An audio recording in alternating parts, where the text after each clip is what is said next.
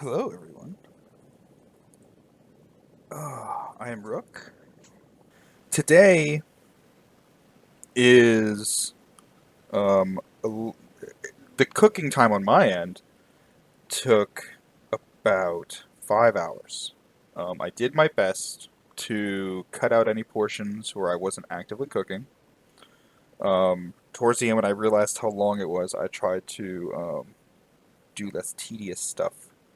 And there's a chance that when all this is going down, I'll probably start skipping through the more tedious stuff of me, like filling the food trays and stuff. I'll probably go through a little bit faster, and skip through in the videos. Um, so with that, I see no real reason not to just jump right into it. So let's get going. Oh, there we go. Aha, it works. So this is my menu that I had. Broke it all down, make sure I had everything I needed. I know the chat's not sized properly. I can try to fix that right now. So I'm doing apple and onion chicken. Gobbler, which is a sandwich recipe that I kind of stole from an old restaurant. Shepherd's pie. Oh God. And I made bread and those other things. There's a house seasoning that my mom kind of stole. Um, I guess that's the wrong word. So there's a recipe from Venezuela, from where my mom is from, that is titled simply adobo. Um, it's if you're unfamiliar with Spanish, literally just means mixture. Um, and I got some training one day a while back to this one to kind of play around with the basically making a recreation of a recipe. So during that, I took that knowledge and applied it to. There we go. So it should be here. Save it. Close. Okay. Um, and applied it to recreating this recipe. Um, that I'll probably make next stream because I'm really short on it. It is amazing. I give it out to my coworkers and my family. It's my go-to Christmas gift. Um, and it people jokingly like I tell them it goes on everything, and they're like, "Oh yeah, one of my coworkers was messing around and put it on an apple, and apparently it tastes amazing on just an apple." So I don't even know. It's whatever. Um, so I go with it for everything, and it's just so tasty. Um, so I was trying to save various parts of my vegetables. Whenever I get a gallon Ziploc bag, and whenever it's full, I make a stock out of it. And my onions were a little bit on the older side, so I ended up throwing a lot of it away. Um, yeah, and of course this is me multitasking, so you get to see me being very fidgety during all this as well. But I cannot recommend anyone cutting an onion like that. Um, my knife was uh, relatively sharp when I started, so it wasn't too bad. But I can't really recommend anyone just holding a tiny sliver of an onion like that. It'd probably be easier just to put it on its side and chop it up again. But I I've had like terrible dreams of doing knife skills when I was in classes doing my culinary degree. Uh, dude, that's scary. So my grandmother is terrified of cutting herself. She has cooked with a blunt knife for God, I don't even know how long. Probably as old as she is, and she's like in her 90s now, I think. So when you work with it all the time, you're used to how the knife like moves. But if the knife is like unbelievably sharp, or at least kept to like a really good sharp, it kind of does what you want it to do. It moves the way you're trying to make it move. in a more like intuitive sense, I guess is the word. Oh yeah, my kitchen does have good lighting. I just always forget about it. Um, but like when it's a little bit when they're dull, they kind of they do things, and if you're not used to it, it's one of the more um, common ways that people will cut themselves. That being said, super sharp knives, the way you cut yourself is by not realizing where your hand is. No! I got water on my camera. Okay, let's see how long that lasts. Anyway. Alright, so I checked later in the footage and that's not there. So something happens that cleans that. But now I'm upset. Anyway. Um, also, if anyone is curious, cooking with a, a, a GoPro-sized object, if you will, at about nipple height, very awkward because it's right where you look when you're doing like anything. Um, and yes, I when you stand in the kitchen often, those orthopedic mats totally worth the money. That thing, while I did have back pain at the end, it saved me a lot of what could have been much worse back pain. Um, so it's kind of hard to tell with the way that I'm moving in the camera and everything. Yeah, dude, they're great. Like, honestly, that's probably why, like, I don't know. So when I was in the restaurant business, people would come in wearing like Crocs and stuff, and they're like, "Oh yeah, it's like the mats. They feel really nice, but they they're soft. They're not like the mats. There's a difference between like a squishy surface and a supportive surface. And I never got why people would swear by Crocs when they do not support. They're just squishy. But those mats are amazing. Um, and also, I'm not entirely sure because I haven't done it. Thank God. Um, and then luckily no one around me has done it. But I'm pretty sure Crocs like melt in grease, and at least the ones with the holes, in my opinion, count as open-toed shoes. So I never understood why they're even allowed in the kitchen at all. Um, but then it would be like the head chef wearing them, so you can't really say anything. So I don't know. Out of curiosity, can you hear music? I was trying to get music going. I went and found some like royalty-free, non-copyright lofi and tried to get it going.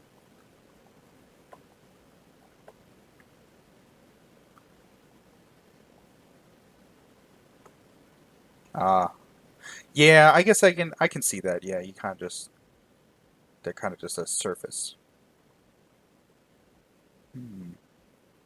Okay. Well, in hospitals, there's normally not as much like boiling hot grease, so I can kind of see that one also. That's just my thing. Like I had a buddy, he was telling me, damn. All right, I'm gonna try to just turn it up. Did that work? I like super cranked it. I see it on the mixer, so I'm assuming something's coming through. Yeah, yeah. I can, yeah. And then the cloth shoes, I can definitely see being a real big issue with that. Um, yeah. I don't know. I just you develop preferences, and after so many years of silly people doing silly things, you start holding to them without really thinking about it too much. But yeah. So this apple and onion recipe, I don't exactly remember how it started. Um, I first cooked it when I was in, let's see, it was in that apartment. So it was probably close to 5 years ago. Um, I had an onion, I had an apple. We do, I just call it adobo chicken. I cover it in my house seasoning. Yeah, especially I can't imagine they would stop a knife if like someone dropped it either. Then again, I imagine a cloth can't really stop it either. But yeah. Um, So I would just dust chicken in this adobo and throw it in the oven to bake, and just call it adobo chicken. And it would have this delicious baked chicken. And after a while, we got kind of tired of it, so I decided to do something different. Um, and I kind of just put this together. I think I had brandy at the time. Um, and I don't even remember if I put chicken stock in it. Since then, it's kind of become this tasty recipe. I don't remember what I forgot. Anyway, I remember forgetting and being exasperated in this moment, but I can't remember for what. Um, and it's one of my wife's favorite recipes. Um, you put the flour down and put a little bit of seasoning. You get a nice little barrier so your onions don't bake hard on the bottom. There's Lexi, the white one, and the black one's Noodle, by the way. Which was a real big problem the first time I cooked this, is having oh, I didn't dust that. That's what it was. The onion sticking is such a pain, and you lose all your good bits, you know? Um, so the flour kind of makes a nice little barrier, and that's what ends up sticking a little bit more, and your onions come right off. You do a layer of seasoning with a little more flour on the onions. Do the apples, put a little more seasoning. The flour also kind of helps thicken it a little bit for later. But, you know, I don't know. I always used it. It seems to work really well. Or let me phrase that. After I started using it, it started working really well, so I kept with it. You just put your chicken right on top, and then your seasoning kind of does the top and the bottom. And then bake it. Both of these recipes go in at 350 for about 75 minutes. Is my go-to time usually. If you get the nice deep dish, all the chicken juices kind of hold on and will not let it dry out. It becomes very, very tender while the top gets nice and crispy. So I was trying to notice I didn't trim the fat off of those. It all renders out. And then the juice, you have what will become aspic, um, which like if you put it in the fridge, it'll separate. And you have a layer of fat that you can just like take off with your fingers and like push it and smash it out. And then you have the gelatin that's on the bottom. And that is the good stuff. Um, while for the other one, the apple and onion chicken, I was trying to you use the juices, so I didn't want it to be fatty. So that's why I was trying to trim it. So I guess that's the difference.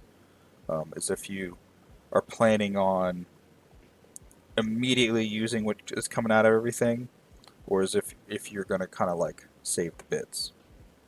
Um, Also with the adobo chicken, I kind of just use the juice. I end up just using the juice. I don't put it in the fridge like I normally do, but it goes in the fridge anyway. So when you take it out to reheat it, you can still like take your fat out. It won't really be too much of an issue. And you know, one of the biggest chef mantras is fat equals flavor. So even saying all that, you know, sometimes you just gotta put a little fat in it, get that flavor. Admittedly, there's definitely points where you just need to straight some of that fat off. But when it comes down to it, like fat just a lot of flavors are soluble into the fat. So like when you saute stuff in butter, the flavors that usually come out are those fat soluble flavors. So if you stick with it and kind of keep it in there, then you end up getting more of the flavor. But sometimes, you know, it just gets excessive. If you make like a gumbo, that stuff just, yeah, finally dropped a piece. That stuff kind of just covers the whole top coming out of the sausage, because when you make sausage, that's like 20% fat. By like when you ratio it out, you actually put in fat to bring that ratio up to 20, and it helps you keep it nice and moist and everything. Once again, due to the issues with editing and being able to talk more, which in this stream probably won't be a problem, I do keep most of my kitchen work in. Um, but you know, hey.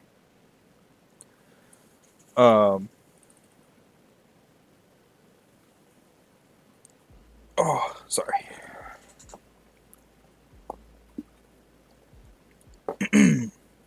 Got stay hydrated. But yeah, cooking's always been a fun little thing. When I was real young, I wanted to be a chef, like an idiot. Um, as I got older, I realized that I wanted to own a restaurant, to be more specific. And then as I got older, I realized that that's a terrible thing if you want an actual life outside of that restaurant. So I was like, well, I'll be a cook. I'll be this amazing chef. So I went and got like a proper degree. I didn't like go and just jump into a cooking place and learn how to cook that way, which is a totally legitimate way to cook. Um, I went to a culinary school and got classically trained and spent thousands of dollars. Admittedly, through it, I ended up meeting my wife. I can't be upset about it. I did the Disney does an internship, and one of their things is for a cook, or for a chef, whatever. Um, so I was in the Germany Pavilion in Epcot for 6 months, because that's how long you go there for. And it was a blast. I learned all kinds of things, like some people put cocaine in their joints. That was a new one. I didn't know that before. I also learned how to run or work on a buffet, which is something I never really thought about before. There's different ways to present food, and working a buffet is a fine balance between keeping food fresh and not letting food go bad. Whoa! Jesus Christ! So my wife is home and my dogs go fucking crazy. So that's what that was, and I am sorry. Um, God, that scared the hell out of me. So a lot of um, a lot of interesting thoughts when you're setting up like how you're going to present your food in a restaurant style. And um, Disney does a pretty good job of mitigating their waste. They raise their own, specifically pigs, but they raise a lot of their own animals and stuff. They own the companies that they buy the food from that they then cook for the people, because that's how you keep the money in house. So at the end of the day, we would just take all the food and put it into trash cans that would then be actually picked up by the some truck that would then bring it out to these farms, and they would feed these pigs like salmon and veal and stuff like that. Which, saying out loud, feels really weird, because I didn't really think about that part. But I mean, they use the food for food. It wasn't just like thrown into a trash heap and then it went on. So if you are in that area of like age where you're looking for a college internship, Disney has some fun stuff. I'm currently, uh, I have a bachelor's in engineering, mechanical engineering, and then I'm going for material science PhD. Gotta skip that master's so I can not waste my life in school. Um, and when I was doing my bachelor's, there was a woman there who had done the internship for um, engineering. Sorry, and she just got to ride brides. Okay, so to explain what that was, I realized in that moment that my trash can was very full and needed to be emptied, and I wasn't about to go through that and show you everything. Um, I am making the liquid for the apple and onion chicken, which is half and half of chicken stock. I'll make it more ambiguous of a stock and dark alcohol. Um, I usually do chicken broth or chicken stock. I've done vegetable when that's what I've had available. I started with brandy. I now use rum because that's what I have in the house. It'd probably be pretty good with the wine. I just whenever I get wine, I don't really drink it, so I know I wouldn't know. Um, and this better than bouillon I have found is the best for the price and the amount that you get. Um, it's very convenient. It's I do like the little like gel cuppy things. Those are pretty fun. Um, but when it comes to like a quick stock, I prefer that particular um, brand. I guess that's the only kind I've seen. If there's something similar to that, I'm not aware of it. I apologize. So if you ever season your chicken first, just in case you haven't been in this particular situation, if you've seasoned meat and then you have to add liquid, you don't want to just put it right on top. You will rinse all that seasoning off and have to re-season it, and then there's a relatively good chance that you just over-seasoned everything. So, um, little things that you may not realize sometimes. It caught me off guard like 5 times before I finally started realizing and remembering that I needed to do that kind of stuff. Um, oh, we have more viewers. So, just to give a quick recap, I am going through the process of meal planning, um, of a meal prep, sorry. The meal plan, as there's Noodle, hey Noodle, um, is to, hi wife, bye wife, sorry about that, is apple and onion chicken and adobo chicken bake. Adobo being my house seasoning. That is pretty much a a seasoning replacement. The main flavors are salt, pepper, and cumin, but there's all kinds of herbs and everything. I'm doing a fajita bowl. I got, what is it called? Um, she's in the other. When she comes back, I'll yell back at her. Shepherd's pie or cottage pie, whatever the one with potatoes and the cheese with beef. Because we had a whole conversation recently about this, and I cannot remember what the final thing was on that. Hummus is made, which is a surprisingly simple recipe. I make mine with oil.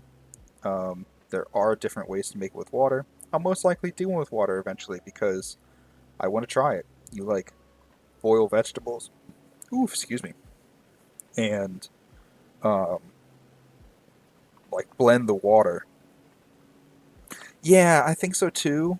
It's very like there's very it's all the subtlety and nuances. I want to say it's cottage pie then.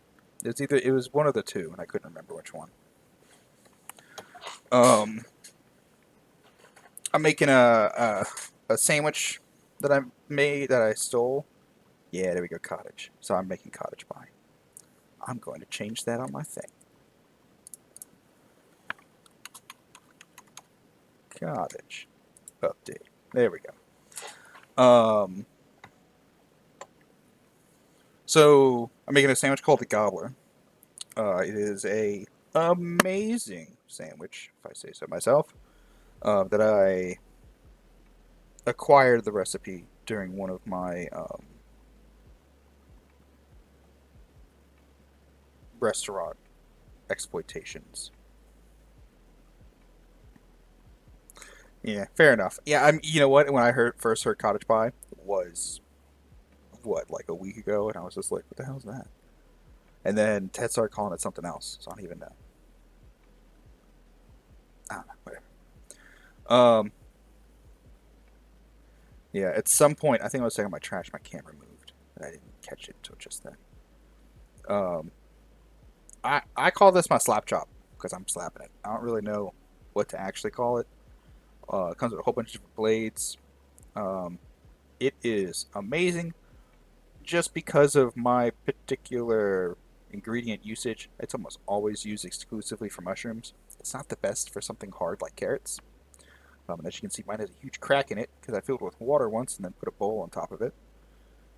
So they're not the hardiest thing when it comes to like abuse. But everyday use, I've had this for quite a while. Quite a while. God, this was a marriage thing, so like 6 years. Um, it's amazing. That's a pound of mushrooms. I'm almost done. Well, if I were to dice those, you guys would be sitting here watching me forever, and that would be mean of me, dude. It was. This is like a $15 thing, maybe 25, something like that. and like all the stuff fits in it. So like that's the volume that it takes up in your shelf. It will continuously take up that volume because when you're using it, you have to take out all the pieces you're not using and leave it in your shelf. But you know, if you use mushrooms enough, like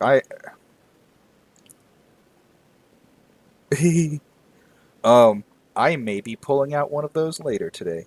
Um, I'm not gonna lie. You got to get that cheese shredded somehow, right? Now, admittedly, I will. I I kind of said it in the first one. Um, I will go back and forth. That dog does not know how to move. Between being fancy and being fast. Um, if I can find the cheese I want that's shredded, I'll use it. But like, if I can't, you got to shred it yourself. Um, Also, for something like a sauce, you don't want to use shredded cheese. They actually put a coating on it to help it not clump. So when you go to melt it into like your milk and stuff, it'll actually prevent it from properly melting in. It's very you don't really notice it until you go back and forth between the two. God, that dog. She has no self awareness of like being in the way, but I love her so much. Um, as you can see, my onions are a little old, and I didn't realize it until I did all this because I just blindly grabbed everything and then started to get cooking. Because this took a while to make, and I'm glad I started when I did. Because if I had waited any, I would have been cooking until like way too late. So as I said, I wow, that's a shot.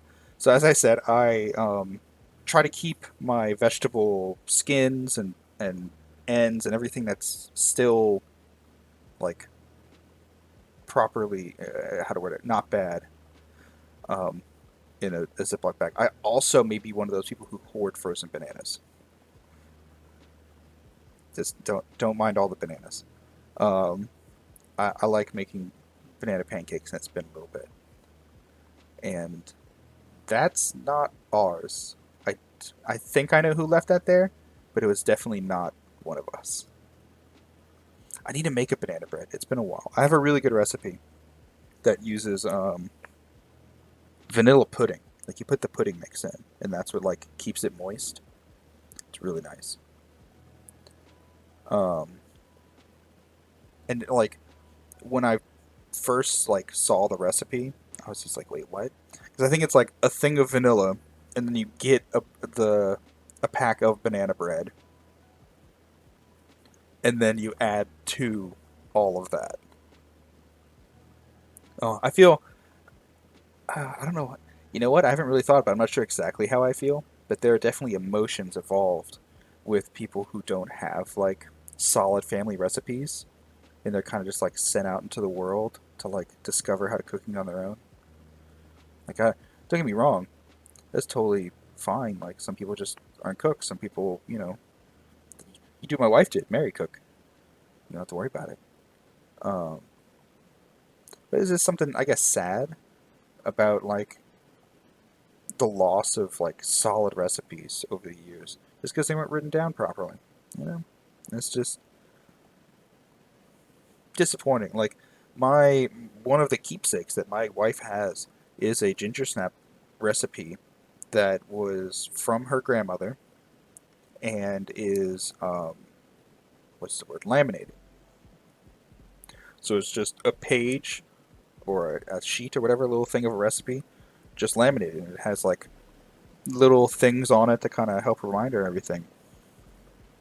Nice. Yeah, I have. I'm gonna pull it out eventually. And this, yeah, my onions are old still. Um, the fun thing about onions is you can just take out the bad parts. Like Shrek says, they're just layers. Everything underneath is totally fine. 'Cause it rots in layers too. As awkward as that sounds. Oh, nice. In one of those grandmothers. See, my cookbook is totally like meals. There's almost no baking in it. I did baking for 18 months. I'd get up at 5. I ended up getting fired because I asked for a raise because they were paying me $8 an hour. And while that seems okay for someone in the U.S. to hear that as starting out, Um, I I went in there with a degree. I was like, I know how to cook. I can do any of this. And they're like, cool. We need you to make sandwiches and just like run the line. Oh, see, I can usually cook. Um, like so that I'm going to bake in this. There's definitely baking that I can do, and when it comes to like home baking, I usually can without too much of an issue. I just don't like the industry baking. I guess that's the way to word it. Um, it's a bit. I'm not a morning person. That's ultimately comes down to. The other side of it is that yeah, and that's the other thing. It's a different mindset. Like a line chef is an um, adrenaline junkie. You're jumping between five different things. You're like, oh, I need to finish like five steaks. They all went on at different times. I need to remember this. My dog won't get out of my way. Like it's this. It's managing all kinds of stuff and making sure that like everything's right. Baking is a like yeah one thing. You're going step by step. You're making sure that this is done at a certain time so that they can go out and hit the shelves by another time because they're running low and like it's a different beast. It takes a different type of person and mindset to do one versus the other. And if you can do both, then I think you're a psychopath. I'm not sure, but I'm like 50% sure. Um, so yes, exactly. You kind of you have to care. You cannot do with savory and just like throw whatever the hell you want in there. Which is kind of why I like it, because I normally just go through my fridge and I'm just like, well, these three things usually taste good together, and this one kind of tastes good by itself. Let's see what happens.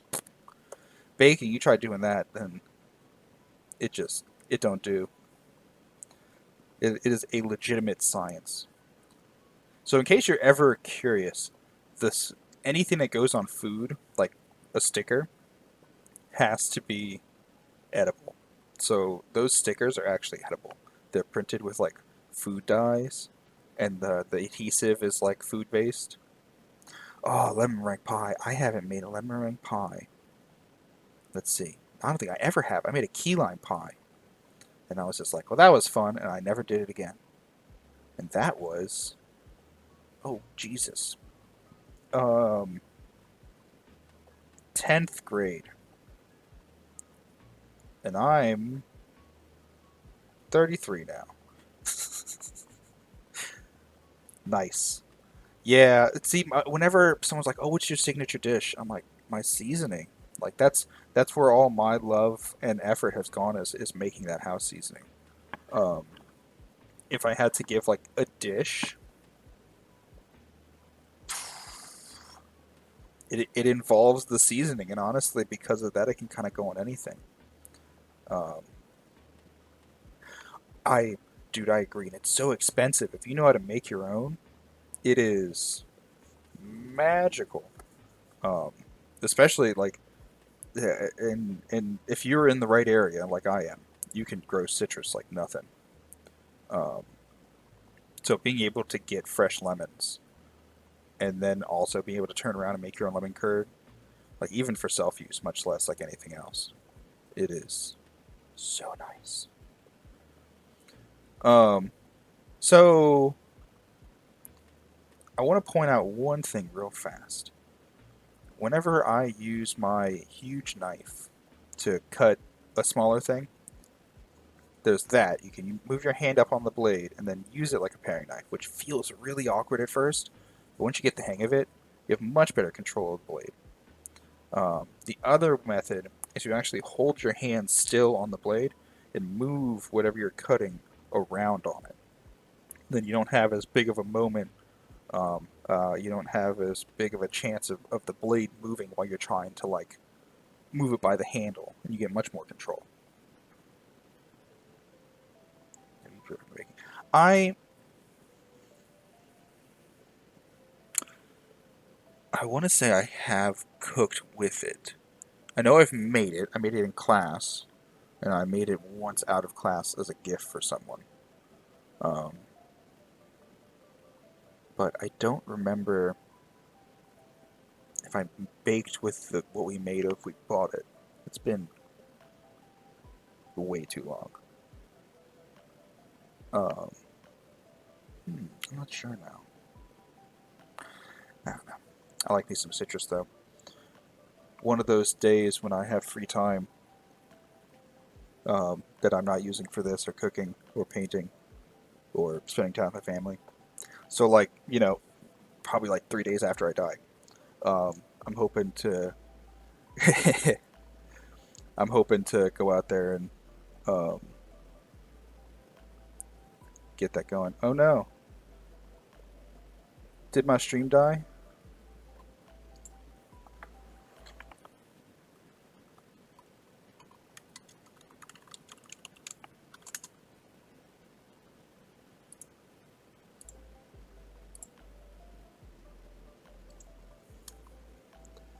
Am am I back?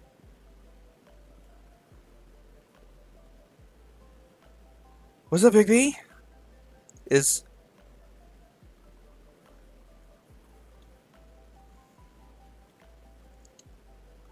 is it back? It looks better on my end now.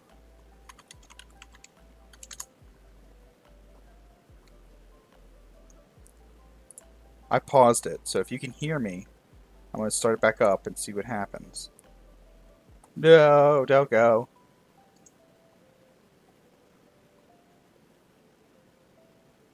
Okay, cool. I'm not sure what happened.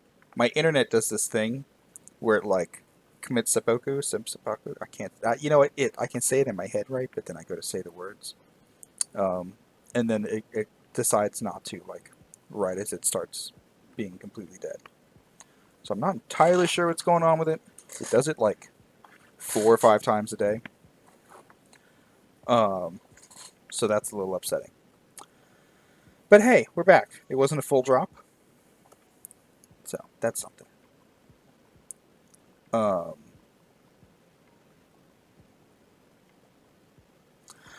yeah, and ours is like nice. Yeah, when they're long, then that's the real problem. And it's definitely dropped here a couple times, but overall, like, it's usually not too bad. Yeah. Oh God, my test stream, my wife was on Hulu, and I didn't really think about it, and every like 5 minutes, the stream would just lag out really hard.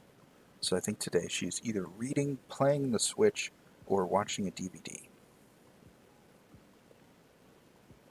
Uh, yeah, here in my particular location, because some people know kind of where I am, and by giving providers, you kind of dox yourself a little bit.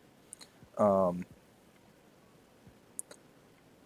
so real fast before I jump into that, my pan was way too hot. Never be afraid to take your pan off the heat if it's like getting stupid hot. I've watched trained professionals completely freeze up and stare at something because they weren't expecting the pan to be that hot and like ruin food. Just move it to the side. It's fine. Um, but yeah, my area has either satellite or the crap that we have now. Um, it's not the coolest. Oh no, you're cool, man. So this is ground meat. Um, let's see, it should be about 2.5 pounds. Um, I just put a little oil down to get it going. You don't really need it, but it helps get that initial like heat transfer to get it going. This is very lean beef. I want to say it was like 98, only 2% fat. Um, yeah, it's and I bought this before the whole like don't buy American meat came out. Like that was frozen a while ago. I usually buy um, stuff that I won't eat for a while if I see it on sale and throw it in the freezer and kind of stockpile. Like we weren't planning on doing a Thanksgiving thing, and then stuff happened and we did, and I cooked an enormous Thanksgiving meal with stuff only from what I had stockpiled. It was kind of ridiculous. So I'm a little bit of a hoarder when it comes to food. I definitely have the like 2 weeks of food stockpile if something happens. So don't come raid my house if things go bad. Anyway, um, as you can see, I have a child in the house that knows how to open drawers and cabinets. So most everything's locked up. Some of it can't be. I I like pasta. I don't like going to the store. So so I don't know if you know this. Carrots can go bad in really weird ways, where they get like porous. These were some of my stockpiled carrots. They were my last of my stockpiled carrots. Luckily, I restockpiled on carrots. Um, like there's a couple different things that are just a little bit easier to hold on to. Um, those were there for probably about a month. I bought like 4 pounds at once because they were on sale. I used three over the course of like the month, and I was just like, oh, I can do a carrot as a side, which is what I'm about to do. And it they apparently turned at some point. They turn in really weird ways. But I will keep the tops. The tips I'll normally toss. Sorry, I should have muted for that. I apologize. I did cover a turn, but apparently it was not enough. And I always save the skins. Yeah. Yeah, the worst that I've seen go bad was cucumbers. They make little pools for themselves. They make their own juices and everything. It's very bad. Yeah. I'll stop talking about nasty things. Um, I learned that one as a young age. It's one of those distinctive memories I didn't realize I had until I started thinking about it. So one of our yeah, and then that's you always forget, and then you find it, and you're like, oh no, I didn't know these were under here. One of the recipes that I acquired, because that's a lot of my recipes came from ideas either in the restaurants or um, cookbooks I come across, like most people, you know. They at Disney they have carrots cooked in such a way that every single child will want to drink or eat it. Um, they take the carrots, put obscene amounts of butter and orange juice and brown sugar, and simmer it until the juices become a saucy. And it is incredibly unhealthy, but very tasty. Like, irresponsibly tasty.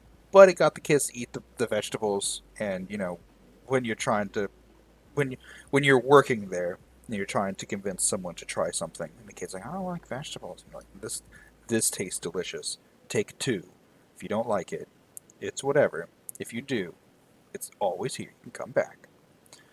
So I don't do it as excessively. I don't even think I put butter in it this time. But I'll do orange juice and maybe a little bit of butter and then salt. And my kid loves carrots because that's how I first cooked them for. You cook them down low and slow. Well, 350 and long, I guess.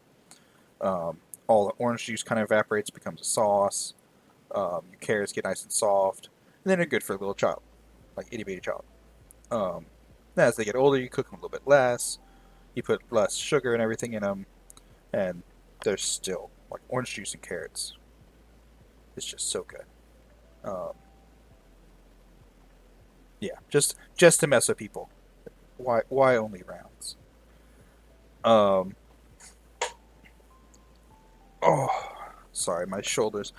I at the end of cooking all this, my back was so messed up. Um, it was the pain. Oh yeah, and it's so. I wish there was more savory carrot things, but doing sweet and carrot is just so good. Like they just go together so well. Um, if you have a way to juice a juicer, or you just have carrot juice laying around, that and orange juice mixed is amazing. And then from it, yeah. Oh yeah, I know, right? My sister does a, I don't know what to call it, a carrot loaf, I guess.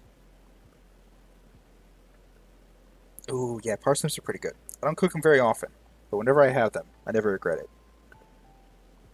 They're definitely a similar beast. They mash a little bit better though, to a degree. I guess if you cook anything the right way, it kind of mashes well, but it makes a mash better.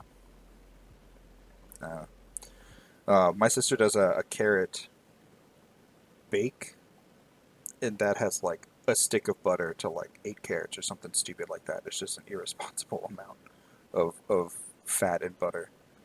It's totally delicious, and that's why, but it definitely is not the healthiest thing for you. That being said, I will never promise that I will present to you a purely healthy recipe on here. It just may be situationally healthy. Um, so when I brown meat, I usually like onions in it.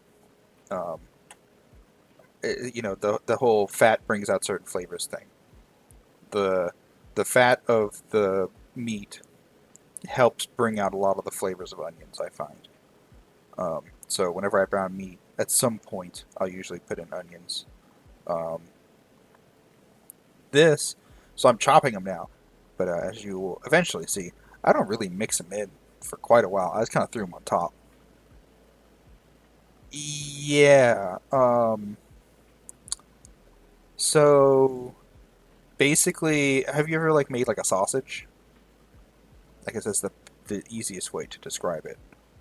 Um, the machine that does it has a spinning blade that's flush. Yeah, pretty much. It's flush against a series of dies. So what you're kind of doing is pushing chunks of meat through tiny holes. Um, and I kind of want one. I wouldn't mind having a ground thing because then I could just buy whole meat and not have to pay for ground meat. But because it's ground, you basically have to well done cook it. Oh well, there you go. Fair enough. Um, but because it's like, how to word it? If you have a whole piece of meat of like beef, you only to get to like the safe temperature is oh, they changed the numbers so many times, and then it's been so many years. So what I'm about to say may be completely wrong because they changed it so much. I know chicken is 165. Pork should then be 155, and beef should be 145, which I believe is like a mid well kind of situation, like pretty well cooked through. Um, but when you grind it, all of the outside bits um, mix together, so you have to cook for like the legalese of it. You have to cook ground beef to 165 for it to be like considered safe. Um, a brief water break that I'm not sure why I recorded. Whatever. Gotta keep hydrated, man.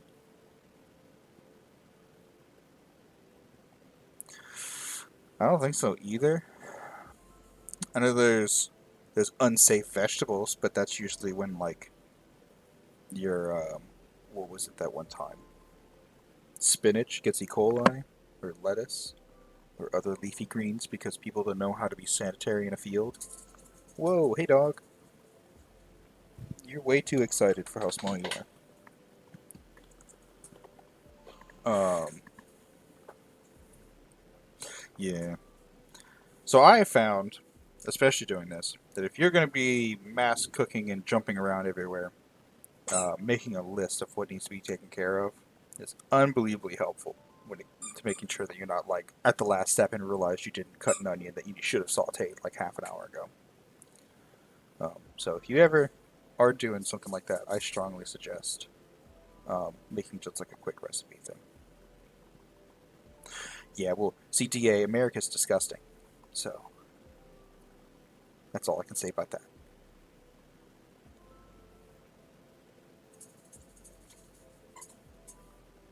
I guess I'm kind of fancy. I have a proper mixer. Does does this make me fancier than Krusty? Wait. Anyway, um, yeah, and I kind of wish, I kind of wish I had some high quality food like standards because there's so many things that are like, yeah, this was one of like the biggest things on our wedding list that ended up coming through. Um, I usually use it pretty often, but recently I have my QE, um, which is the test to see if I can actually um, continue my PhD, and then that jumped right into a pretty stressful thing, so I just haven't really properly cooked in a while. It's been very sad. Um, yeah, and like they're relatively pricey, but especially if you either use it regularly or you have an attachment that you use regularly, it's totally worth it. Now, I will say that apparently it's not the best for like the meat grinding. Um, my understanding, because one of my friends dove real deep into it, um, the motors, according to him, um, burn out faster in the long run when it comes to doing like the sausage grinding. Why, thank you, Twisted Dan. How you doing? We just about to make some bread. I have ground meat going. There's two kinds of chicken in the oven right now, and I prepped a bunch of vegetables. And you're about to see my giant stockpile of various cooking things. I want to say I give you a better shot that isn't my feet.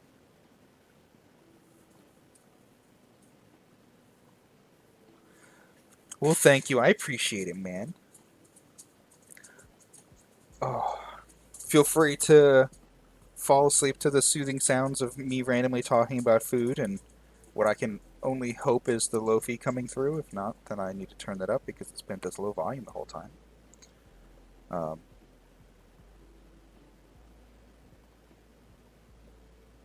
but yeah, I hope you have a good rest.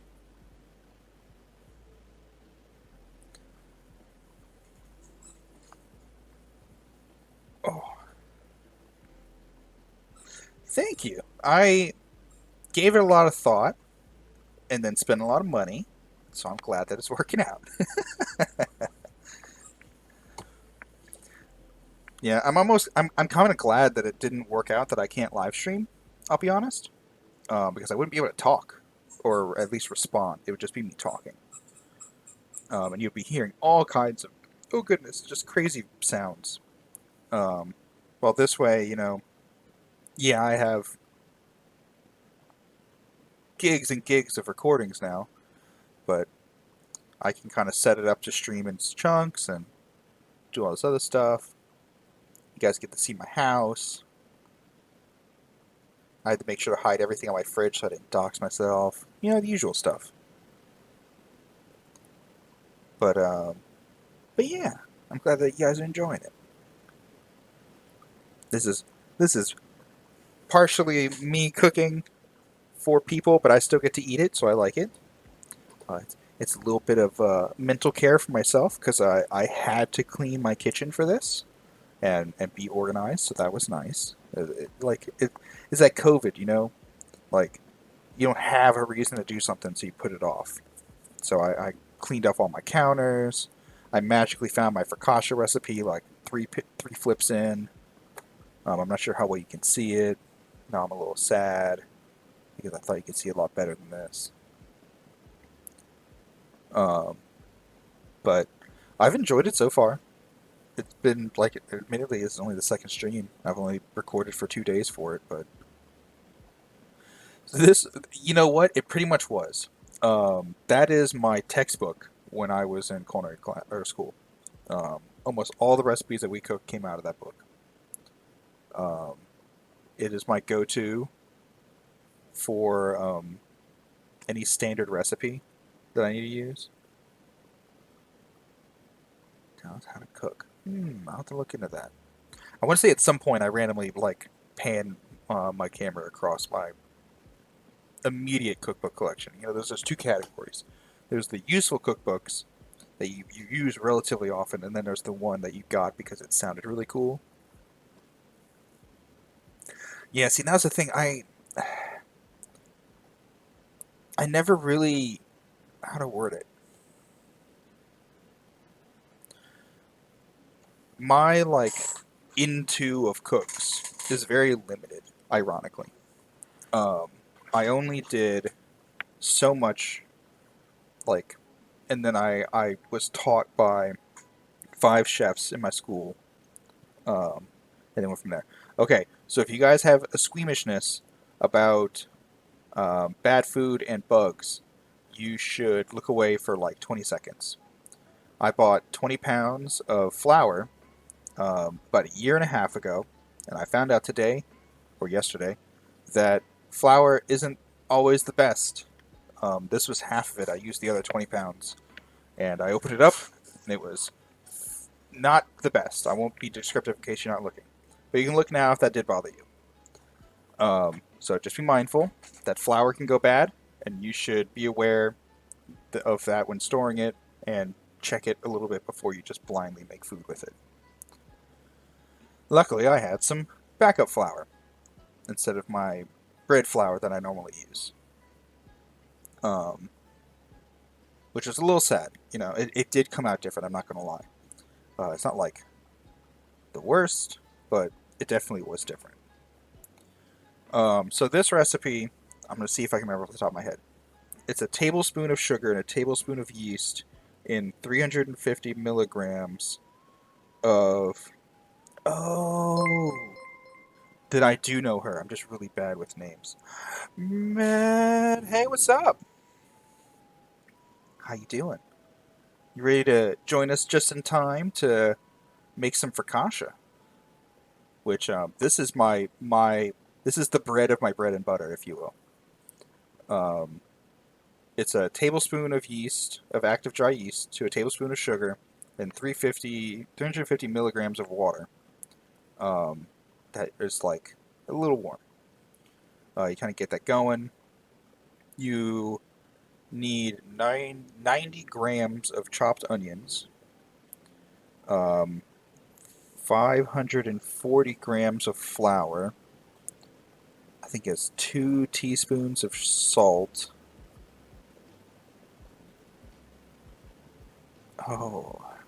And some olive oil. Um, I appreciate that, man. Thank you.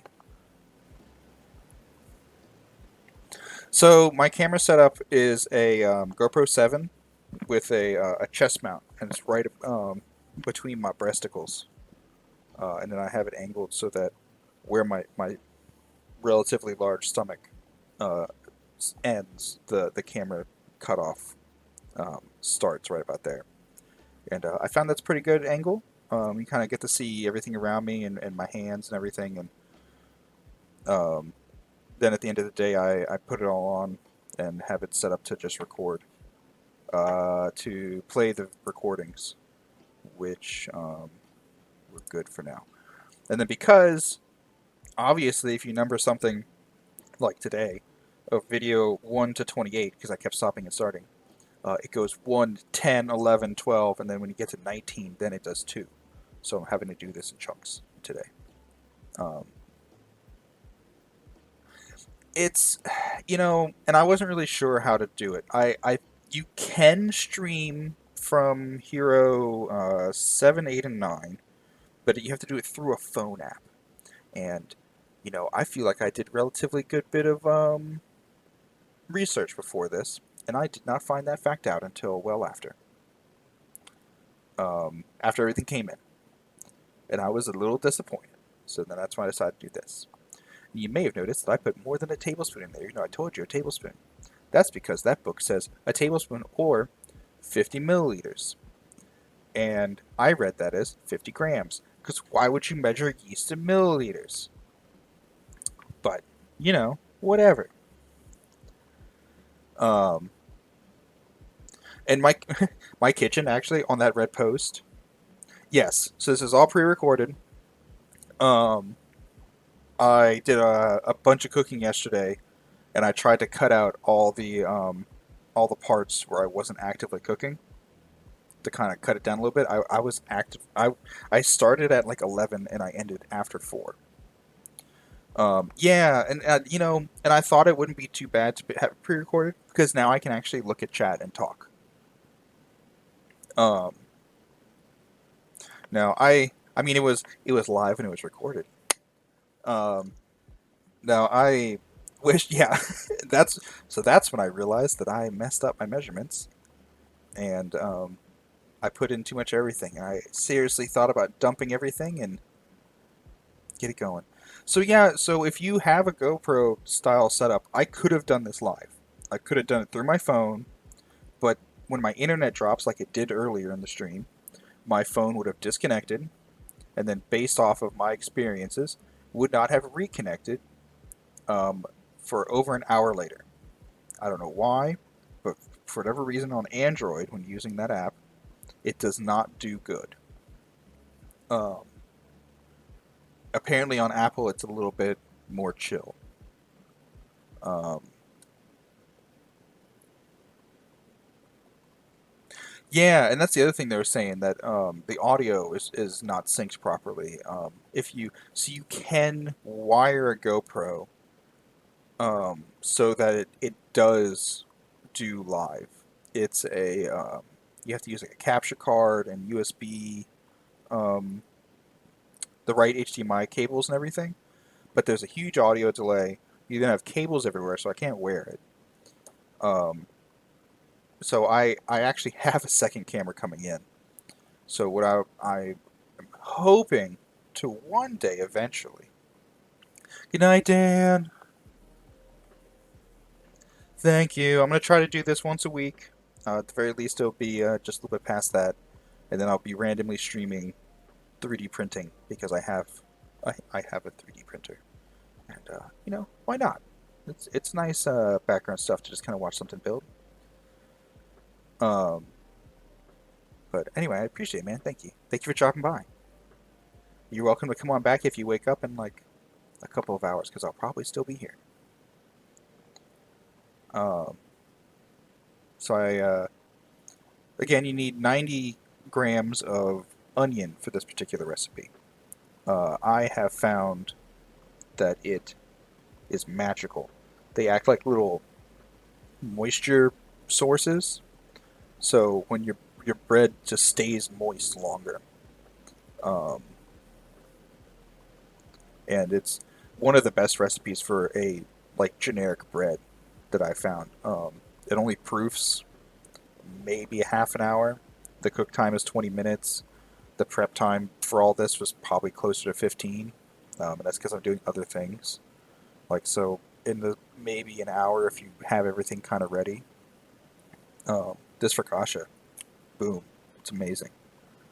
Um, and then I'm not the baker, so I kind of got a little antsy when it comes to making everything. You're supposed to add it was 540 grams of flour to 350 milliliters of water and your tablespoon of stuff of yeast and tablespoon of sugar. You're then supposed to slowly add the flour and then add your salt and your onion. But I'm impatient. I kind of just dumped all the flour in, which you'll eventually see. I didn't do it properly, so I make kind of a little bit of a mess. But you know, this particular recipe makes two. So I use 9-inch baking rounds instead of like a sheet pan. Oh goodness, excuse me. Um, You'll make two of those pans. It is very nice. Usually, my wife and I will just devour it. Um, Make sure not to lift things with your knife on them. By the way, that did almost fall. That was a little scary to watch, actually.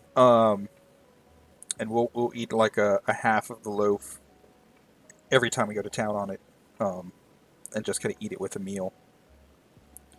Then there's those nights you just want bread, and that's always real nice. I've mixed sun-dried tomatoes into this, and it's come out really nice. Just like into the dough along with the onions. Um, it's a little bit moister, a little bit more moist, a little more wet. I'm sorry, I forget people don't like the M word. Um, and it's not too bad. Yeah, so that as much as I'm in the kitchen, my wife is actually the one who wanted the KitchenAid more than me. I definitely wanted one, but she was just like, I bake, I want it now. In case I slip up, I'm not going to lie to you. Uh, Hello, my name is Rook. I'm also known as Ryan in real life.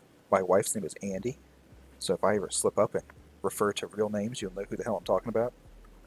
There's enough of that on social media, and I'm not really doxing myself right now, so I feel comfortable saying that much. But saying my wife all the time feels weird, I guess. But yeah, whatever. So you can see that's relatively dry. It was like a 98 lean ground meat with one onion just kind of rough, like really roughly diced. I guess chopped is more the word. Just kind of getting it all off the bottom. That looked good. So that particular portion of the cottage pie is now set. So just put it on the side. Um, so let's see. The bread's going and making a mess. You may have noticed that I didn't put that onion or the salt in.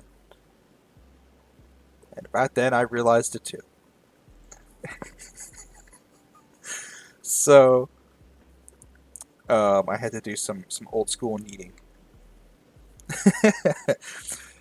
As a mild spoiler, it came out perfectly fine. I just made a little bowl, tossed it all right in the middle, and then just did the fold and punch method of kneading. And yeah, I tried to be lazy with it for a moment. I'm not gonna lie, and it didn't work. I also wanted to be I want to say wild stallion, but it wanted to start bucking real bad. So you know, sometimes you just got to use like your hands and stuff when you're cooking. Um, it does so the addition of the onion definitely makes it a much moister dough, wetter dough. Sorry. Um, it like immediately got a texture on it that like it didn't have before. It was a very dry dough that didn't really stick too much. And once I got the onion like properly worked in and removed the mysterious dog hair that if anyone who owns an animal understands that they just kind of show up randomly. I think it's like some type of like temporal teleportation. They just kind of like show up. Got all that out. Got the bread looking good. Um, yeah, it made it kind of goopy. Not definitely not a bad thing, but I would have preferred to have remembered to add everything in the beginning, make it the right way, you know. But sometimes you just gotta deal with what you got. So this particular thing, you just put a little bit of oil for the proofing.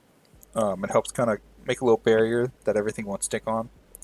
Um, I only really had this tasting oil. The other one's extra virgin. That's even worse to use for this. Um,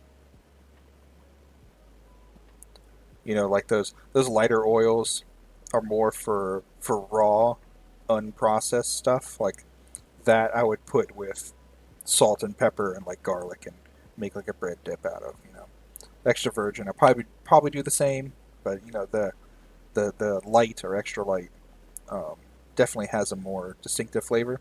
So I guess it's how much of the olive oil do you want to taste compared to the other ingredients. Then when you get to um, the regular stuff, yeah, exactly. Um, when you get to the other like cheaper versions of olive oil, I guess that's the kind of stuff you would like actually cook with. And even then, just use vegetable oil. It's not the best thing to cook with. It has a super low flash point. I guess that's kind of the point that you would use it for, is if you don't want your oil too hot, or when you want to know when it gets to a certain point or a certain heat. Um, Olive oil will let you know. It is very smoky and unkind when it comes to that kind of stuff. Yeah, canola oil is great. It's my I usually end up just getting the cheapest, which is like nondescript vegetable oil for the most part. Um, but when it comes down to it, it's very canola oil is definitely one of the more solid ones.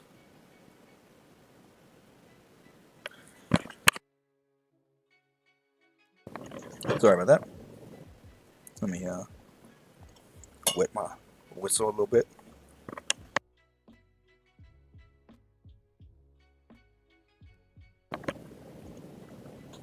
But we're that kind of family that like takes a loaf of bread and that's our dinner.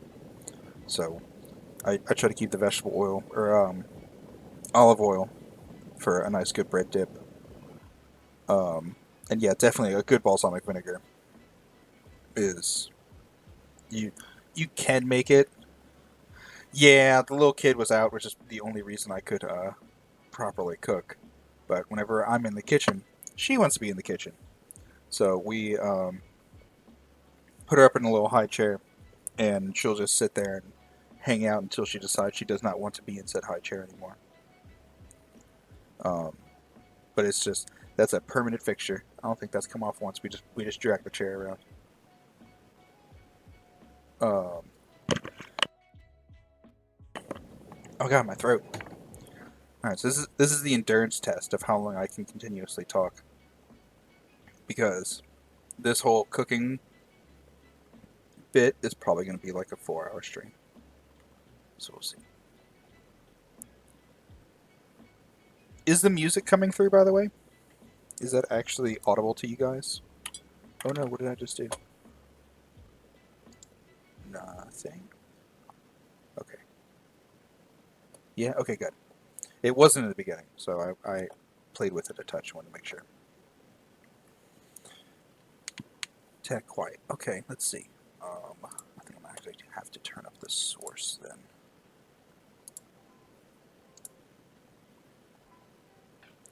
If it gets excessive, let me know. I figured a nice chill lo-fi. I don't know.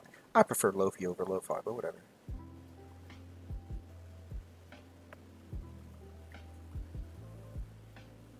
But yeah, with the amount of cooking I did today, or yesterday, um, I was continuously washing dishes.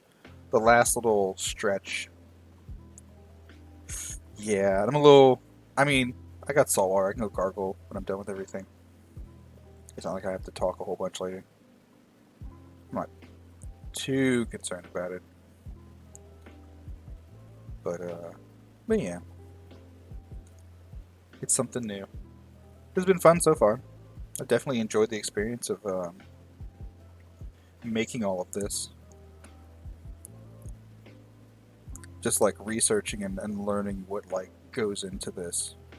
So much respect to everyone out there who is doing streams.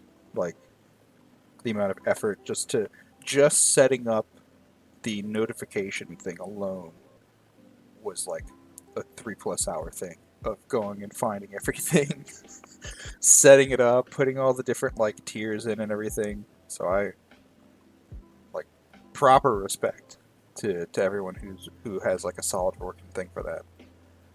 Oh Jesus, excuse me. That would caught me off guard. Um, but yeah, I've always enjoyed cooking. Like I was saying earlier, it went from wanting to be a restaurant owner to realizing that I wouldn't have an actual life to being a cook to then realizing that I wouldn't have an actual life to just kind of keeping it something more for me. So this kind of lets me cook for a bunch of people and while I still get to eat all the food, you know, it feels like I'm cooking for people. The very last place that I worked at, um, I actually was, I don't know what the right word is. I was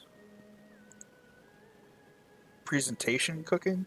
Like there were 6 people on the other side of a bar, and then I was doing appetizers and pizzas on some days. Everyone saw the pizza guy was there. Until, that's an interesting story. Um, yeah, it was like a cold bar. So it's the little. That's the best word I can say for it. It was a steakhouse. So like, a lot of the cold apps would go through that, and then they had a wood fire stove behind me, and then to my right was the pizza station, and there was only people sitting right in front of me. There's like 6 to 10 chairs, something like that. It's been a while. Um, so I'm kind of used to cooking for people and like talking to them endlessly about shenanigans, um, and just you know doing this kind of thing, just preparing food, making tasty things. I don't remember if I recorded myself cutting all these potatoes. I kind of hope I didn't because I went at it for a long time. We're gonna find out together. But this kind of lets me bring my passion to you guys. Just a nice relaxing time of making tasty food, listening to music. I want to say, in real life, when this was happening, I was watching like G play her Resident Evil 7 playthrough. I was listening to her screaming. So this is a nice chill time. Get a little bit of me time. It's a combination of like being able to self-reflect and focusing on things that aren't. Oh, thank God I didn't record it all. Hooray! Like 5 pounds of yellow potatoes, all diced to approximate lengths, being filled with cold water to about an inch to an inch and a half on top. But um, it's it's that fine line between focusing on what you're doing, and because it's so monotonous, you don't have to fully focus. You can kind of just think about stuff. So, like, depending on how you set up what your cooking is, you can either have a day of no thinking, running around and actively having to participate, if you will, in what you're doing. In, like, you're doing a lot of knife work, so you have to pay attention. You're constantly having to make sure something doesn't burn. You're making sure that you're turning your camera on and off during scenes that definitely don't need to be recorded because it's unbelievably monotonous and will add like 20 minutes to your stream. That kind of stuff. Um, and other times, you can kind of bake and set it up and have the proof and be able to walk away, or um, do a chicken bake like I did, where you have a little bit of prep and then it goes into the oven for like an hour and a half. And you don't really have to worry about it too much after. When it comes all out, you're almost done. So, you kind of pick what kind of day you want. Be able to just relax. Enjoy your cooking. That's the main thing. If it feels like a chore, then I wouldn't say it's a bad thing, but people always say like, "Oh, find the job that you love and you'll never work a day of your life." Well, from experience, that is not true. Um, it will unfortunately sometimes warp. Yeah, always make sure to turn the right burner on. It might warp your perspective of what you like. So it's always important to keep certain hobbies that you have as yours. Like, yeah, you do something like this, like present it to people, be able to show off and talk about it. But the moment that you link it to your your life, the way you make money, it gets very stressful. Um, F's in the chat for the lost carrot. No, wait, never mind. I rushed this off and it goes back in. Never mind. No F's. Um, Like, you know, it's a fine line between like making sure that you have something to help relax with. Anyway, in a less deep situation, so these carrots, diced, skinned, a little bit of chicken stock, a little bit of orange juice. Um, my honey's still liquid because I had to microwave it in my last stream. Add that little bit of sweetness, and I think I just put salt and pepper on it. So even all me saying everything about like you don't have to put as much bad stuff on carrots to make them taste good. You know, honey's not bad, right?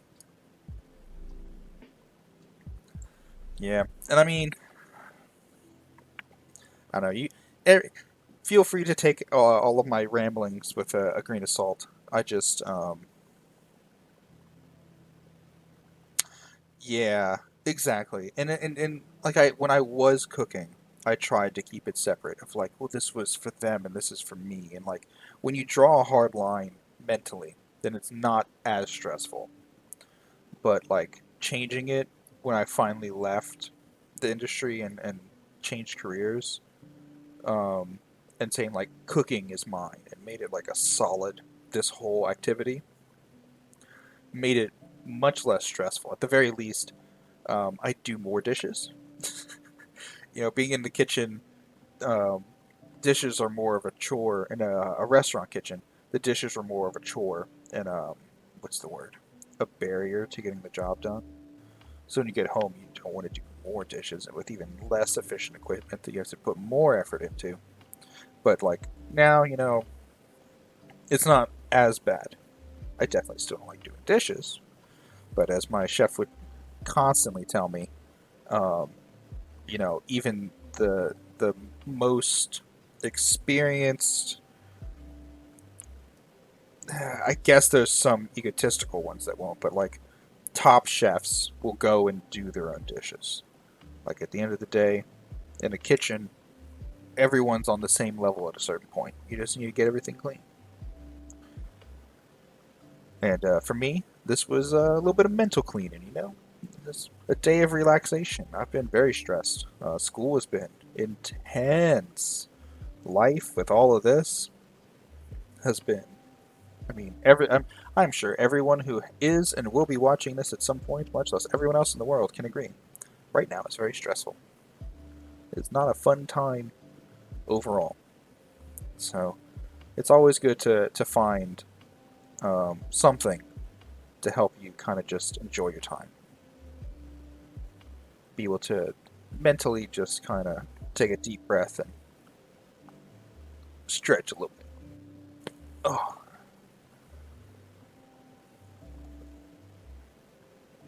but yeah. God, that spoon. Sorry. Now I'm just kind of randomly thinking about stuff. That spoon I got when I was in like high school. It was like a birthday gift or someone from like one of my ex's moms. One of those kind of things. I love it. Them long handles on like a good solid measuring spoon.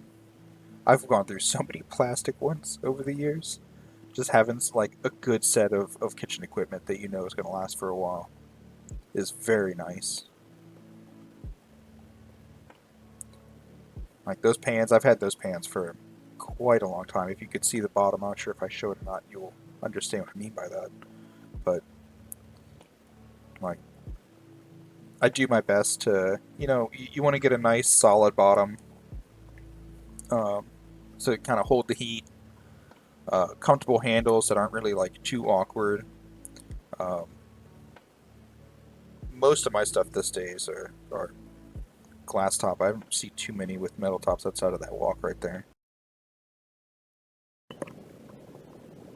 Okay, so according to things, it seems that it's back. Hooray! Alright, let me try to get the music going again. There we go. Alright. You guys want to see the one thing I'm fancy? Oh, yeah, the transitions. Fancy transitions. Anyway.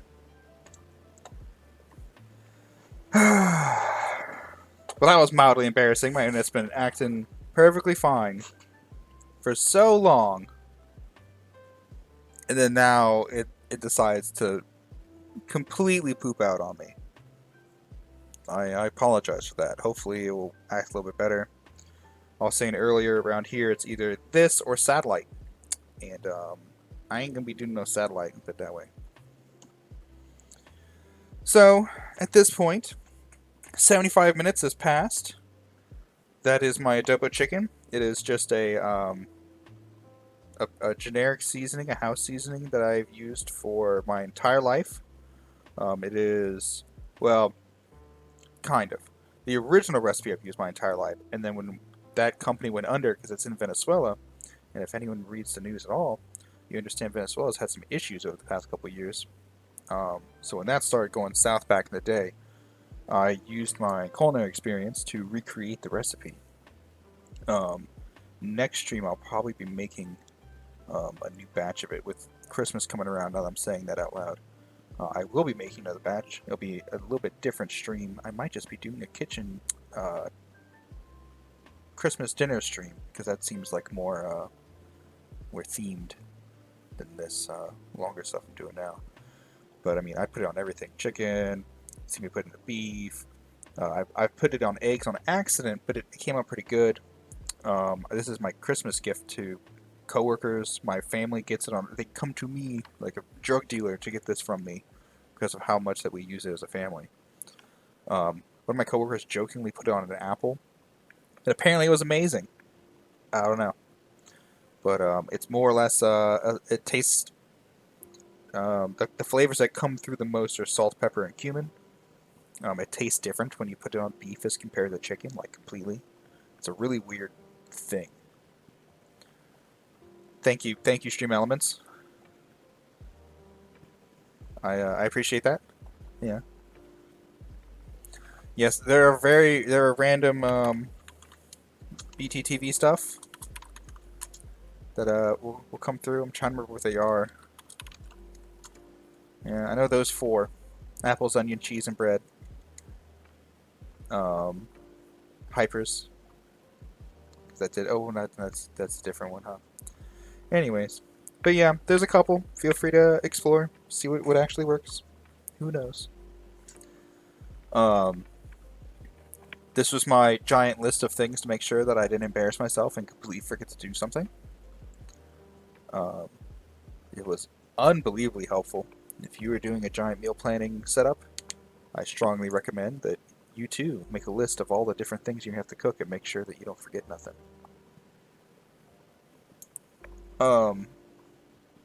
Oh, this is like a memorial service now because I know it's going to come up. But this recipe I'm about to make is, I want to say, Alden Brown's. I use a lot of Alden Brown's recipes. He was actually the person who got me into cooking as much as I am. His combination of science into the cooking aspect really appealed to me.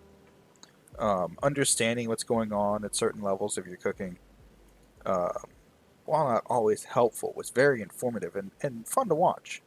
And as a chef, he is amazing. So whenever it comes to a recipe that I need, I almost always Google his first and just see what he did. Eventually, at some point, I'll probably make it on here. I do a pot roast, and in his pot roast, he does raisins and olives. And, you know, maybe that does taste good. I'm not sure. I've never done it. I do the weird combination of corn and cranberries, because that's what I had in my pantry when I decided to cook it. Also, if you didn't know, black beans float out of the can. I didn't know that. So, whenever you go to rinse black beans and you don't want to take them out of the can, be mindful of that. But, you know, it's... I stockpile food, like I was saying earlier, so whenever it comes down to it, I usually kind of just substitute something for something else just because it stops me from having to go out and spend, like, money in general on something that I might use for one or two recipes and have problems getting back into it. But yeah, so this hummus recipe, I've since I found it, probably about, let's see, it was before I got married, like 8 years ago. Um, I'll make this recipe relatively often. Lately, it's been a little bit more on the muted side because of distractions and everything. It's not an intensive recipe, but it I just haven't tried to do anything really. Um, it's a very straightforward recipe. You throw in like 2 cloves of garlic into a I never know what to call them. I always call them Roboku, but I know that so Roboku is a specific brand that's always in restaurants. Um, so I don't remember the exact name because that's the name that just superimposes itself in my brain whenever I try to say it. But the little blenders in the container majigger, um, you throw in a thing of garlic and the juice of 1 lemon is what he has, or like a tablespoon of lemon juice. And you kind of blend it a little bit. You get it kind of chop it up. And then it's a 1/4 cup of tahini, which is sesame seed paste. Oh yeah, the bending over shots. Sorry about that. That, whatever that's called. Um, you do a 1/4 cup of tahini, throw it in there. You're supposed to blend it up and get it going. But as I said, I haven't made my tahini in a bit. And the sesame oil from the sesame seed paste will actually start separating. And mine has been unused in such a long time, probably about a year. It's separated so much that the tahini became very, very solid. Um, you're about to see me struggle with it for like way longer than I should have recorded struggling with it. Um, you get a can of chickpeas, take all the liquid out, let it do its thing, and drain and everything. And then it's a teaspoon of salt and a half teaspoon of cumin. This is my handy dandy recipe book from, oh god, high school? Easily?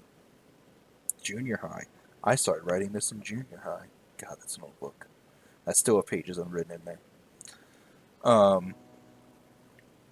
This particular recipe, you can just pretty much throw whatever you want in it. I've put sun-dried tomatoes. I've done fire roasted bell peppers, which is actually just you put bell peppers and cut them in half, put them under on something non-stick, put them under the broiler until the skin starts blistering. Then you immediately, as fast as you can, because it's still really hot, put it into a Ziploc bag, and the steam will kind of get it going, and the skin just comes right off. You don't have to seed it before, but if you do, it saves some time. You just kind of clean off all your stuff, then you have the equivalent of fire roasted bell peppers without minimal effort. If you're like me and you don't use garlic as often as you probably should because it's delicious, there's nothing wrong with doing it with the minced garlic. I have, like, if you need fresh garlic for like a dip or something like that, yeah, go get some cloves. But when it's like being processed past like a certain point, there's not a large level of difference in the flavor. If I'm just getting garlic flavoring, that puts more into it, in my opinion, than like powdered garlic. And even then, I'll still kind of go back and forth. It depends on what I'm using. What was something else I put in there? I know there was something else. Just plain is really good. Oh, if you don't have tahini, apparently peanut butter is a completely appropriate stand-in. One of the times that I'll definitely use regular garlic over that canned garlic is to make a garlic hummus. You take the bulb, cut it in half. If you have, what are they called? Biscuit tray, muffin tin. You put them cut side up, a little bit of oil, throw them in. Probably about, I would say 350. That's my go-to is 350. And just go for about a half an hour. And they'll cook up real nice. And you just basically squeeze the bottom and then it all just pops right out. and just go from there. Uh, and just blend.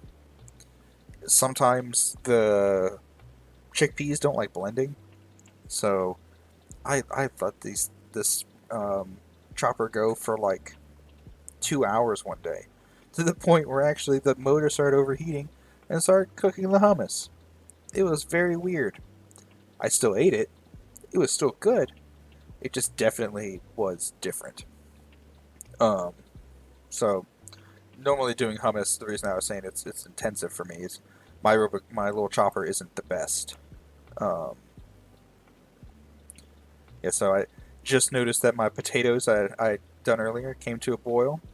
Those go for half an hour, and they're for mashed potatoes. I don't think I said that earlier. Um, they are golden potatoes. Personally, I like golden potatoes. I usually don't even skin them. I just like it all. It's very tasty. Um, every type of potato has its own unique little thing about it. Um, but when it comes to a good mash, usually yellow or gold or reds are usually really really good for making mash with. Um, they're just a little bit different from the normal russets, which russets go to those for baking. But when it comes to to a good mash, I always recommend either red or gold. Um, so I wanted to just use all of this. Like, there wasn't enough for me to make another one, and it would have gone into the trash if I didn't put in a little bit extra. So right there is when I would have normally stopped. That's about a quarter cup, probably a little bit more. But also tahini is really good for you and very tasty. So I kind of just was like, whatever, I'll get this whole thing out. And I'm not entirely sure if that's what led to what's going to follow. But I've had this chopper for, goodness, way too long. I'm counting too many years in this stream. Years too many times in this stream. Whatever. Um, but this is a relatively old piece of equipment. So everything has a shelf life. It's not so much like a designed to fail kind of thing. Sometimes it's just it just can only run for so long. So this particular stream is a mild memorial service for this chopper. It does in fact die. I'm going to spoil that. I had to throw it away at the end of all this. It's very sad. The magic blue smoke appeared, which you will get to see during its death throes. And as anyone who has ever worked with any kind of electronics knows, without magic blue smoke, there is no way for an electronic to work. It just don't go. So, yeah, exactly. F's in chat.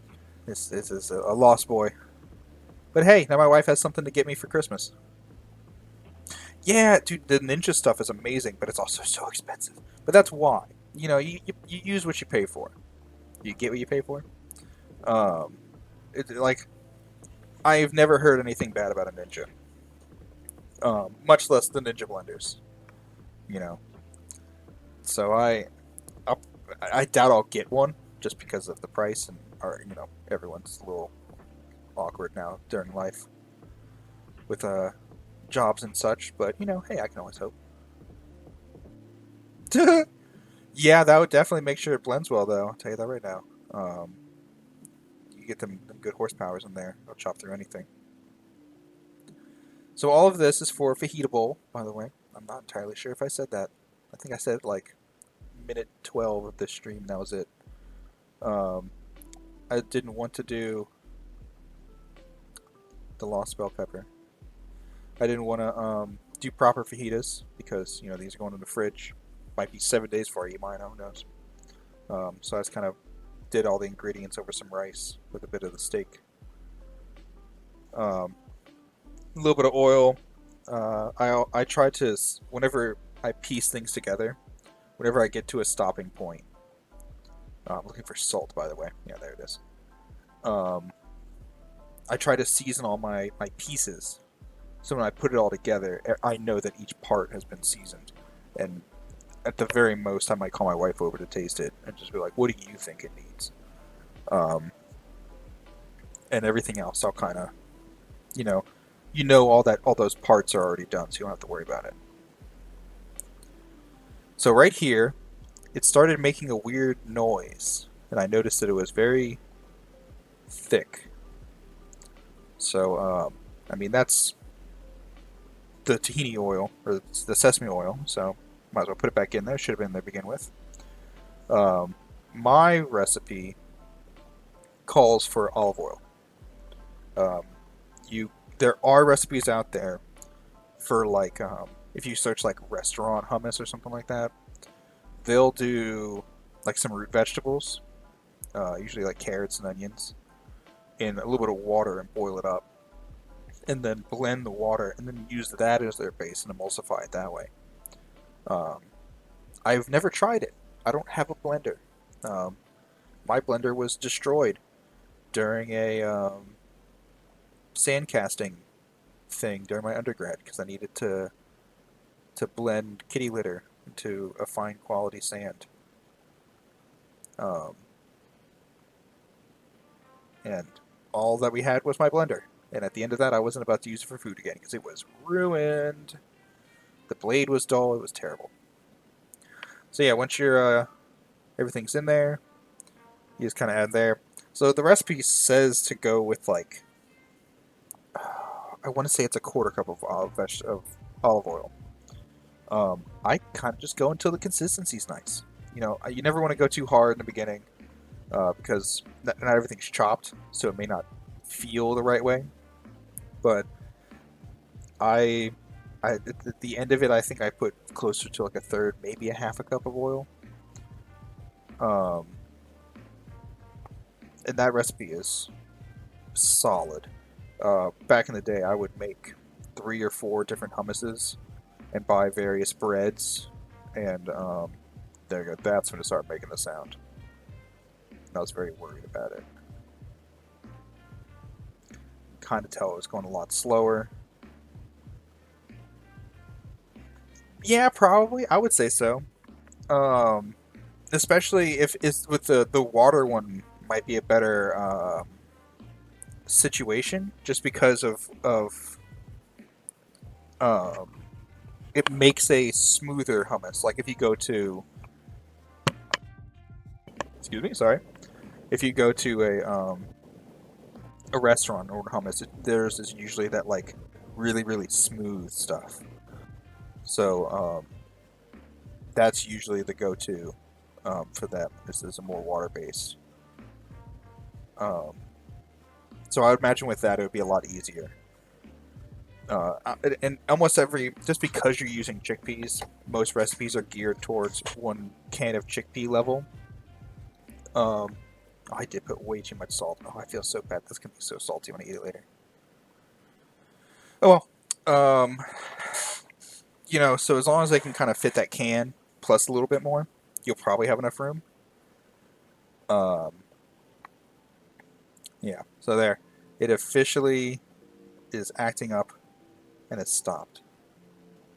I'm now mourning the loss of my friend. There was blue smoke, but you couldn't see it. Oh well. As a mild spoiler, it managed to chop up everything just enough. I managed to pull it out, and it was pretty damn smooth. And honestly, chickpeas aren't that bad. The canning process cooks the food. So, I mean, they're cooked. So, worst case, I'm just going to have some chickpeas in my hummus. And that, doesn't sound too bad, honestly. Um, Past that, whatever. It all worked out. Also, no matter what, for some reason, whenever you use tahini, you always manage to get some on your hands, and you won't notice it for like 20 minutes.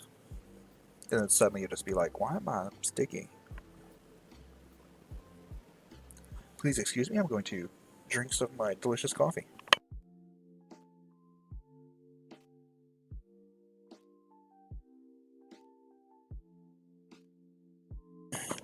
Caffeine. So, Like any mild kitchen hoarder, I have way too many bowls, which actually turns out to be the right amount of bowls.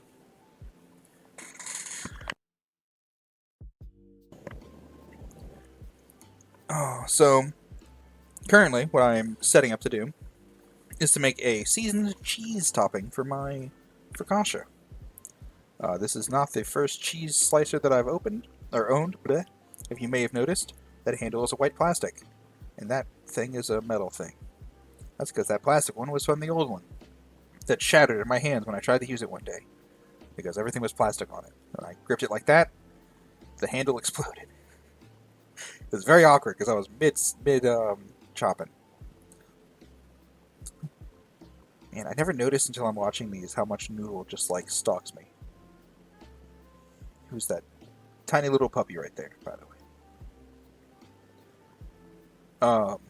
So I was kind of saying this earlier. I go back and forth between being fancy and being fast. In this case, you're not going to really find a nice white sharp cheddar that's already pre-grated. It's very like you kind of have to do it. Oh, okay. Give me 1 second, because that is the end of this chunk, and because VLC does this thing where if you oh god, come on. Oh hey, that was fun. Sorry, issues on my end that you guys don't have to worry about. If you set it up to play all of the videos, it obviously will go from 1 to 10 because that's how that number works, right? So if I set everything up to play right, it skips the first full chunk. So I am setting that up for you now. Open, play. Okay. So it should be all back. There we go. Okay. Only have to do that one more time later.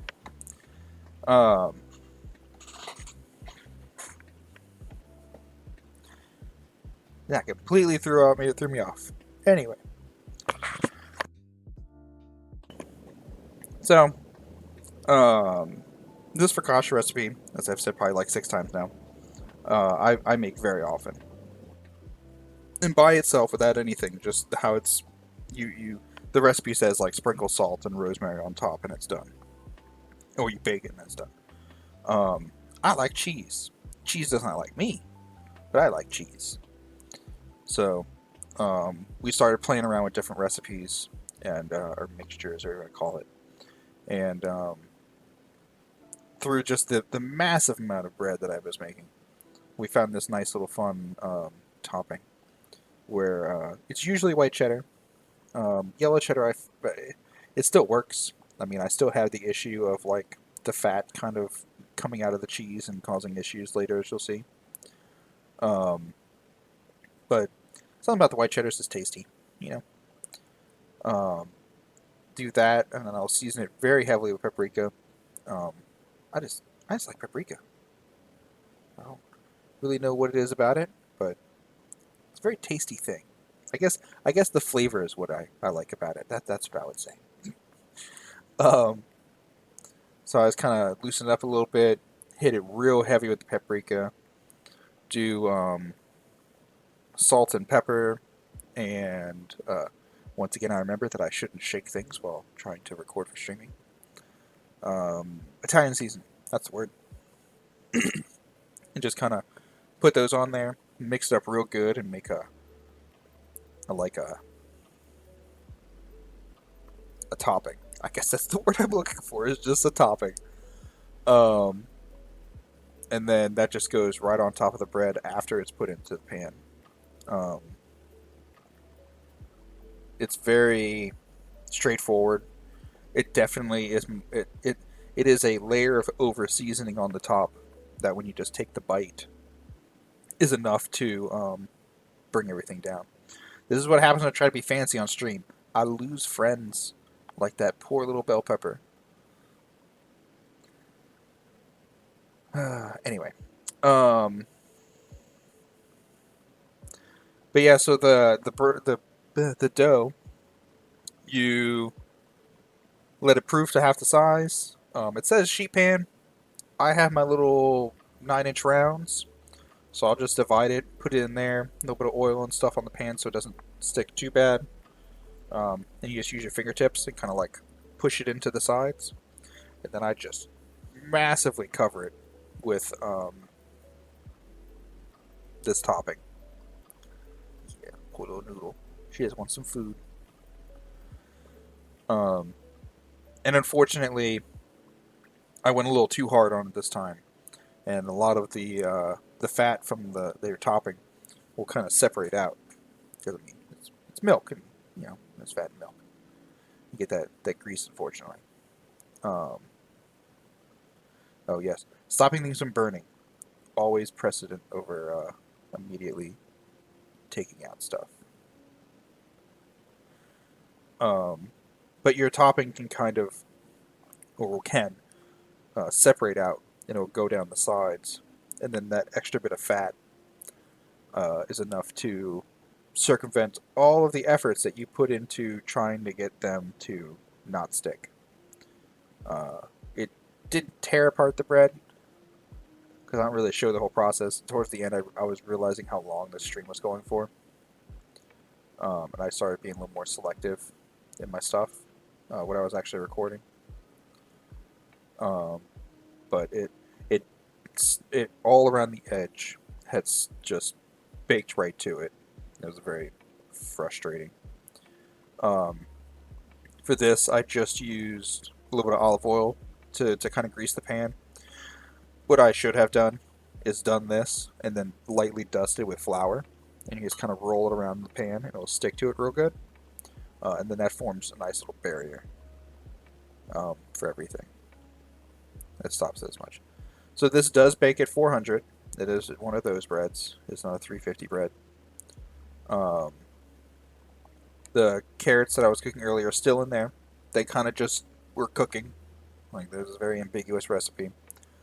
I think this one was chicken stock and orange juice with some honey and salt and pepper over some diced carrots or sliced carrots. So I kind of they ended up cooking maybe an hour and a half. They were in there for a while, and a portion of it was at this 400, and they turned out totally fine. So,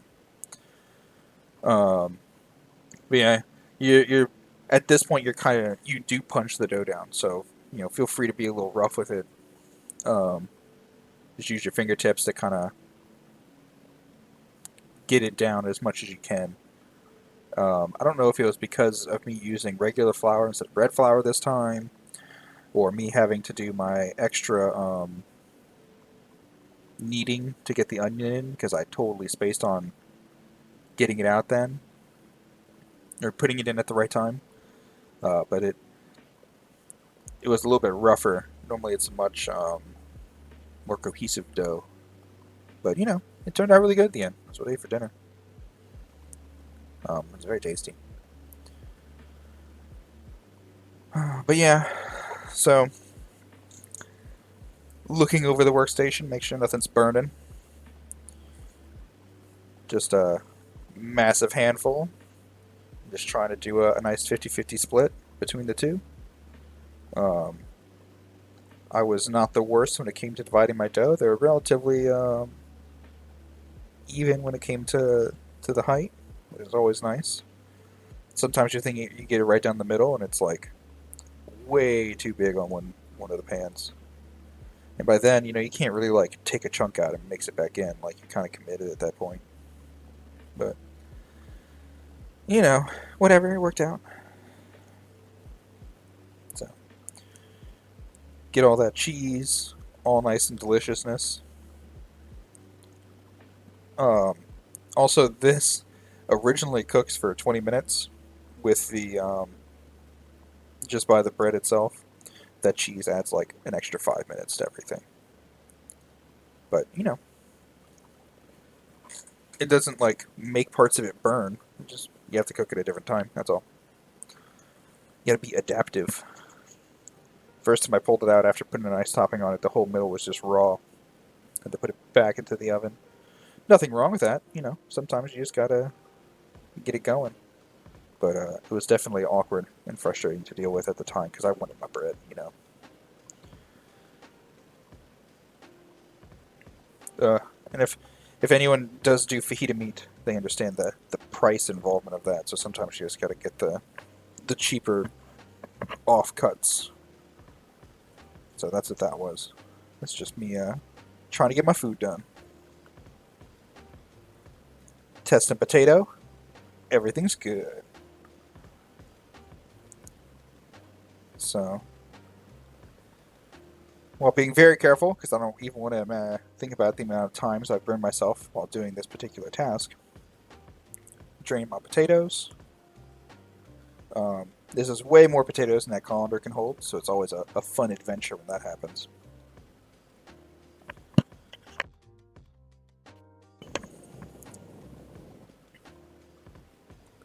Removing myself from the steam bath. I didn't particularly need a facial right then, so.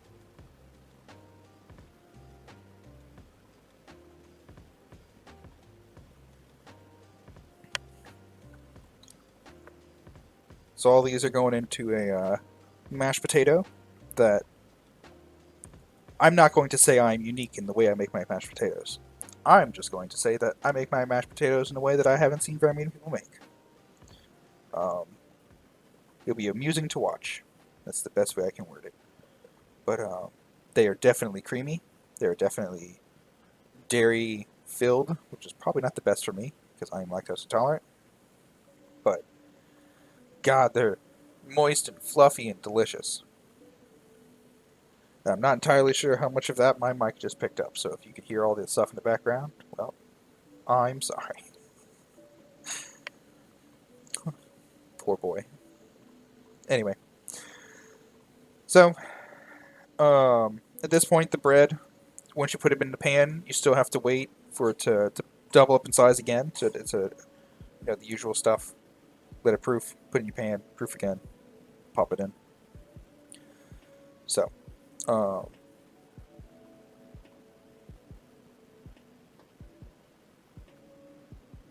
okay, good. Oh, ow, my shoulder. So at this point, I remembered I hadn't stirred my carrots in a while. So I'm just kind of re-wetting it, making sure there's no dry spots. Ah, yes. Okay, so I'm going to put this out there. To be able to reach into the oven with that camera on and it not be pointed directly at my knees is not the most comfortable position. It requires like a full squat. That is just water for the record. I cleaned it earlier. I just didn't dry it right. It requires like a full squat and then reaching forward in like an awkward way. And by this time, my back was starting to hurt. So I apologize for all the difficult bending overs that I'm making everyone look at. This particular wok had like one bad day that scratched it. I don't remember exactly what it was I was using in it. Like 4 or 5 years ago. And food would just, that would be the one spot that food would really cook on.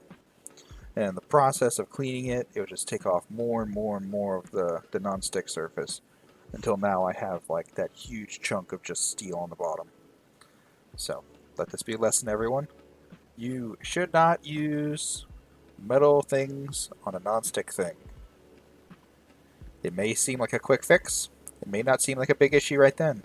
But if you want to keep using that pan, it will not be the best thing for it. That pan has caused me much heartache over the years of just trying to quickly do my dishes and the bottom ends up burning and I have to deal with it instead of just being able to do a quick wipe. So if you only have metal pans, then you should only get metal stings. If you're gonna invest heavily into the non-sticks, make sure you invest all the way. Get that stuff that makes it last long.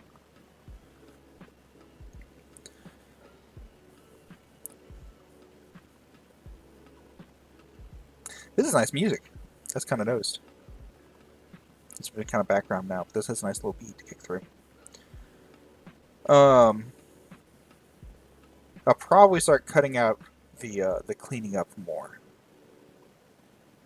This particular stream is going for a lot longer than the initial thoughts for everything, just because of how long I was cooking.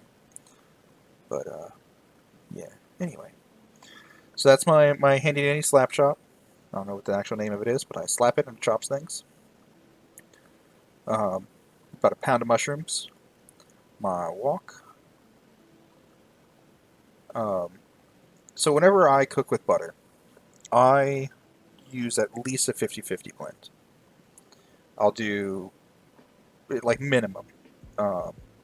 If I of how to word it, I'll put a little bit of oil no matter what. The couple of times I don't, it's when I'm like cooking eggs, or something like that, you know. But when you're doing a longer cook with butter, if you put oil on it, it stops the fat from burning, so you can end up going a lot higher temperature without having that burnt butter.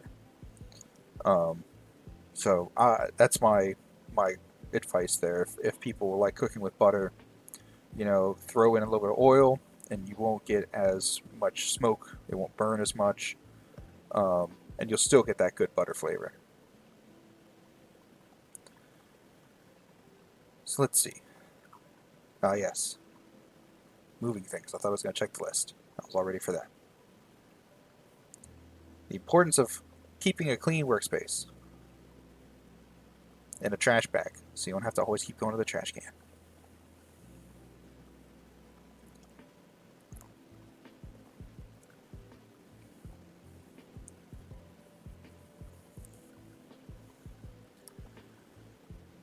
So mushrooms, normally, I'll do them two different ways. Either I'll do this, where I kind of, you know, go kind of slow with it and let it do its own thing. But sometimes, you know, you can splash your mushrooms with just a little bit of water, like a quick under the faucet kind of thing. And that little bit of water will actually help bring everything a little bit faster. Like it'll help bring the moisture out of the mushrooms faster, because you'll start steaming. So all your mushrooms on the top start getting steamed, and then they get moist, and then the moisture comes out, and you can just cook it down a little bit faster. It's normally something to use more when you have like a large amount of mushrooms, or like a narrow pan, I guess is the other way to word it, where like they all can't reach the bottom, and it's just a little bit easier to get through it all that way. So this is the ambiguous flank steak that I have. As much as I'm not praising it, it's actually quite tasty. If you are in the mood for a quick fajita style meat, the other marinating method that I've used for most of my life is you get Italian dressing. You just put Italian dressing on your meat and let it marinate for either overnight, a couple hours, you know, usual marinating time that you have for yourself. If you're not sure, do it the night before.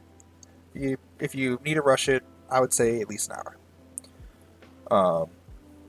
But it has enough acids in it to break it down. The seasoning was somehow magically just right for fajitas. I've never had any issues with it. It's one of my favorite ones to go with us. This is so expensive. Beef be pricey, you know? You gotta get what you need to get what you want. I think that made sense. I'm not entirely sure. Oh! Sorry. I apologize for that. My shoulder felt weird and it popped like 7 times. Oh, it feels so much better there now. Yeah. So, the steak is mostly for my breakfast burritos. That's like the last thing I'm showing. So I guess if you want to watch that, you have to stay for the whole thing. And then the rest I'm doing a quick fajita bowl, which honestly, I want to say the burritos have more steak on them than the fajita bowls do, because I was trying to be conservative and save it. But, whatever. Vegetables are good too. I regularly scrub my sink so that I can do things like that. Make sure it's nice and clean. That sink, I found out the fun way, can melt. I thought it was like a proper fiberglass. And I put a hot pan on it like a week after we moved in. And now there's this nice burn spot of where the plastic melted out. So, I guess be careful when you move into a new place, right? But, whatever. It works. I personally like, I know I'm going to slice this up later. So, I do my best to break it down into manageable pieces before I even start. Yeah, it cuts down on like the overall percentage of my medium rare to the grilly parts, but all this is going to be reheated. Um, it's most likely just going to be thrown into the microwave. I can't really think of a time when it's not going to be. So, me worrying about the delicious food that's going to be microwaved as far as this goes, um, it's sad, but I can't really do anything about it. Most I can do is enjoy while I'm cooking, which is what I do. I pretty often munch on that during yesterday. Um,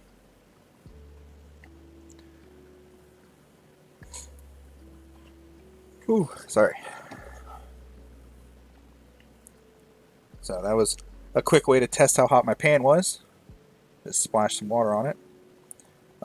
It has a mild amount. I rinsed off a lot of it, but I mostly rinsed off the char. Um, those bell peppers left a nice little residue of black and not too much oil. So I just kind of rinsed it off real fast to get some of that char flavor off. And then the rest, it still had a little bit of oil on it, which is enough to get it started.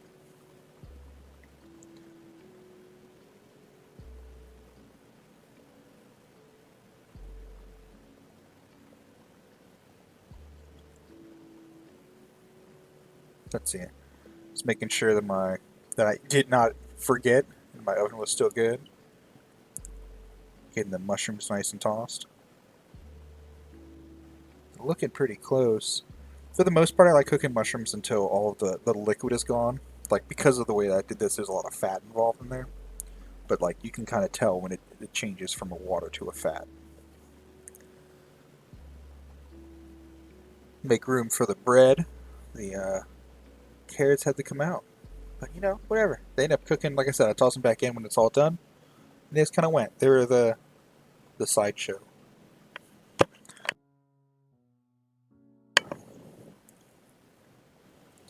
So this cooked for 25 minutes.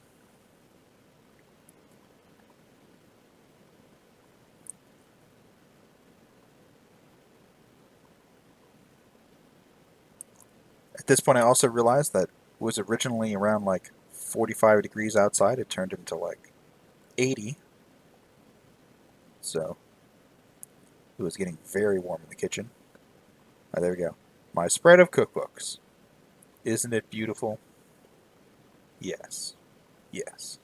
There's a lot of good stuff in there. It's my usual go-tos.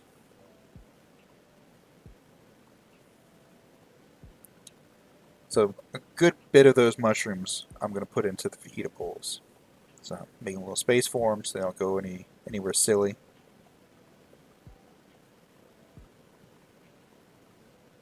Yeah, there's always a lot of moisture in those bagged meats. That's to cook off before it really starts getting good when you do it on a pan. I have an electric skillet, but I really didn't feel like having to go through the process of going with everything with that. So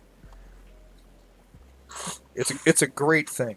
I think it's a George Foreman brand. It's enormous. It's like it's a full size skillet or grill, but it is a chore to clean when your sink is full. And I knew that my sink was going to be full relatively often, so I just didn't even want to deal with it. So, pan cooking it is.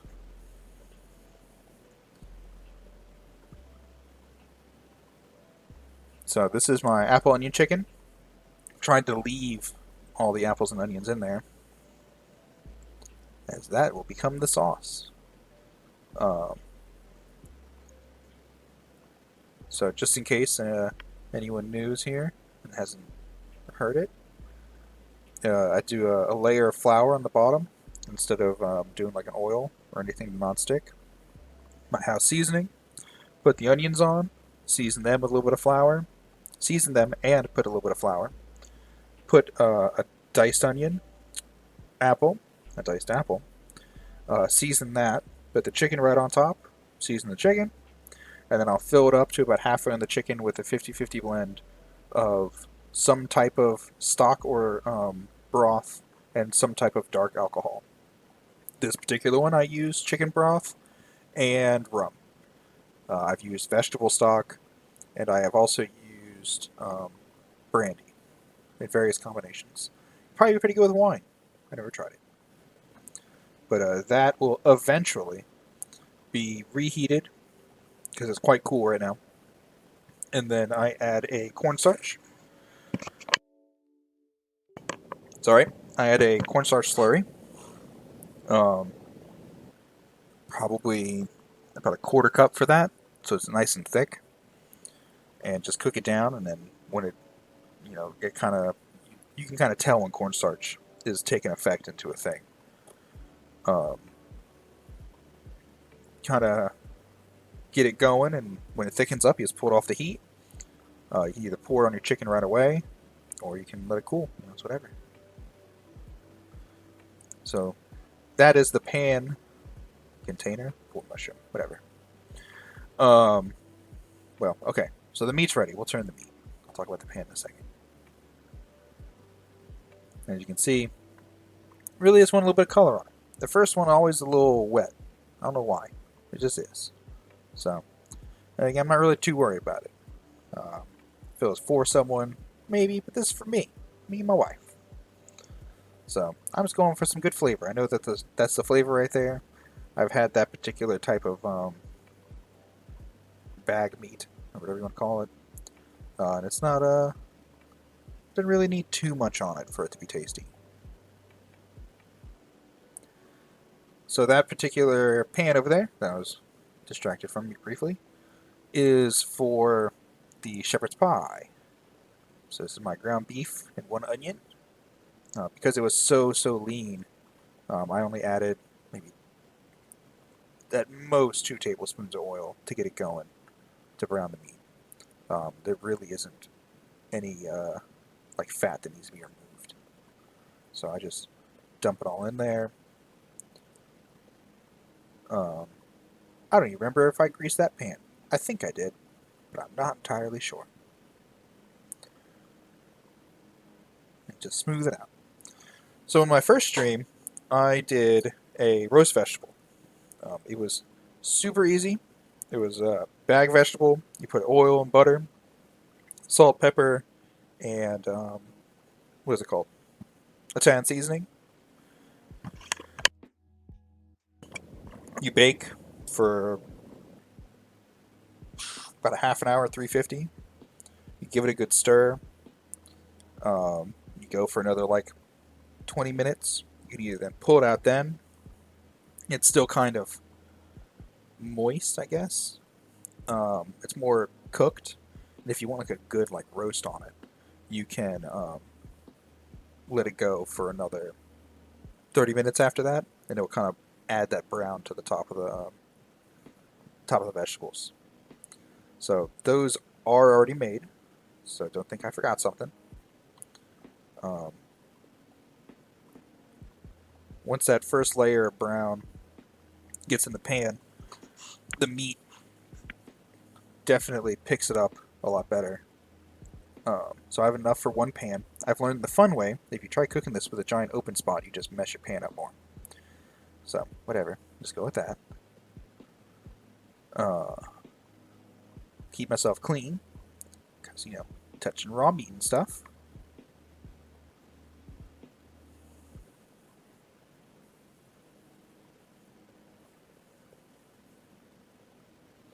Every once in a while, I become very aware of the music. I just find myself, like, dancing to it. So, because it died, I wanted to check it out. It's pretty smooth. Normally, it doesn't do too well. It's very, like, there's a lot of whole beans. It takes a while to chop them all up. So I was very surprised how much it did before that machine died. So there's my vegetables. It's an ambiguous amount. I kind of just filled that exact pan with vegetables and seasoned them up and got it going. If you're curious, the other stream from a couple days ago has a couple more recipes on there. So layer of vegetables, and then all left is to make the mashed potatoes, which I believe I'm about to start up. My veggies are a little greased up just because of how I cook them, you know, butter and oil, but that just makes them tasty. And my Ziploc didn't want to zip and lock, so whatever. By the end of the day, they're all going to be out of there anyway. Check the meat. Yeah, see, now it's all nice and brown.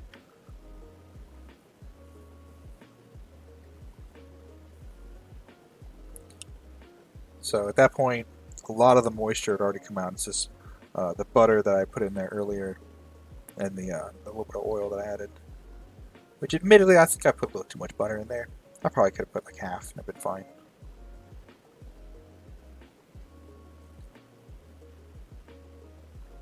So, getting those out of the way. So when I make mashed potatoes, I add 3 sources of dairy. I do the butter and milk that everyone else adds, or I assume everyone else adds, and I add sour cream. It makes it incredibly, incredibly buttery and soft and just like fluffy. That's the word. For that amount of potatoes, I decided to have a mild heart attack with them, so I put the whole stick in. I eyeball the milk.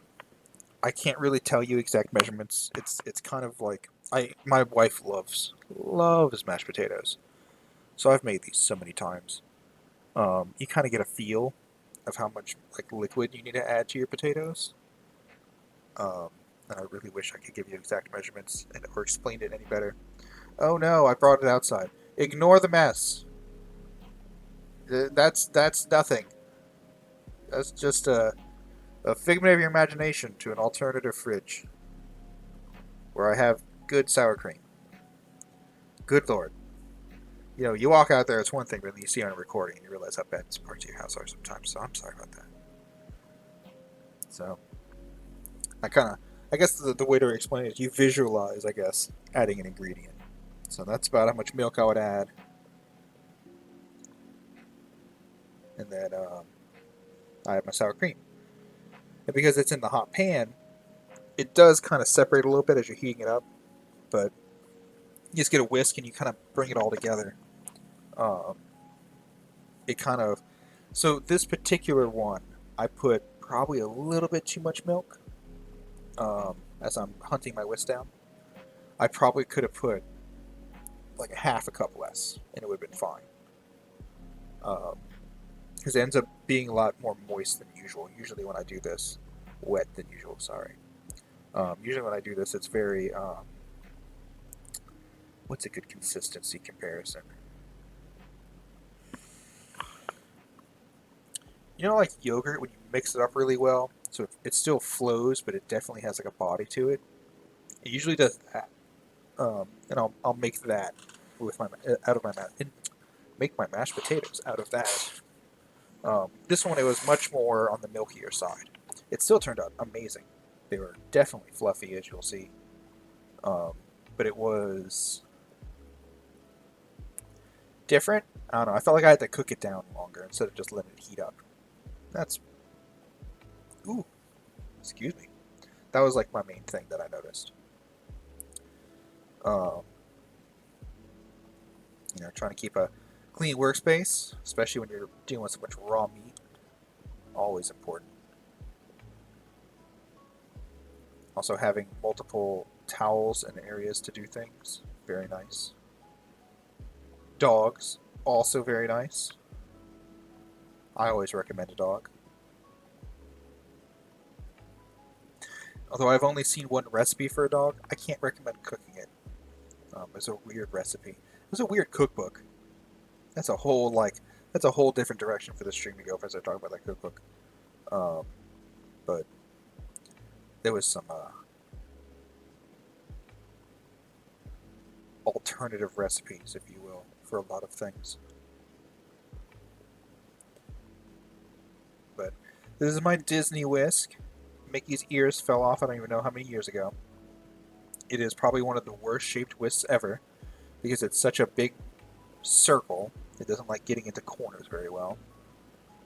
I cannot recommend anyone getting it, but since I have a whisk, I cannot justify getting a second one. It works. I usually have to get something else out there to scrape out the corners. But, whatever. So, this is when the camera gets all wonky, when I whisk in my sour cream and butter and my milk. You can kind of see all the fat in the milk was starting to separate out because that pan is definitely way too hot for just straight milk to be on. The sour cream kind of holds the milk together and lets it become like a mass. But whatever. It ends up working, and that's the important thing. Is at the end of the day, you have tasty food. One of the things I really like doing for like a potluck, if I have to do it, I say have to. Whenever I make a potluck for my wife, for her work, because they do it much more than I do, I'll take like a chuck and dice it up real good, brown the meat off and put it to the side. I'll do a good bit of mushrooms and saute them up with like some, gotta make sure I have some garlic. Let that flavor seep into all the cream as it's heating back up. Get the mushrooms going real good, a little bit of onion, season it up with some herbs, and then make mashed potatoes and just mix it all together into like one giant mass. It may not look the best, but my goodness, is it tasty. So, fajita portion, gotta make sure. Then everything else can go into the mashed potatoes.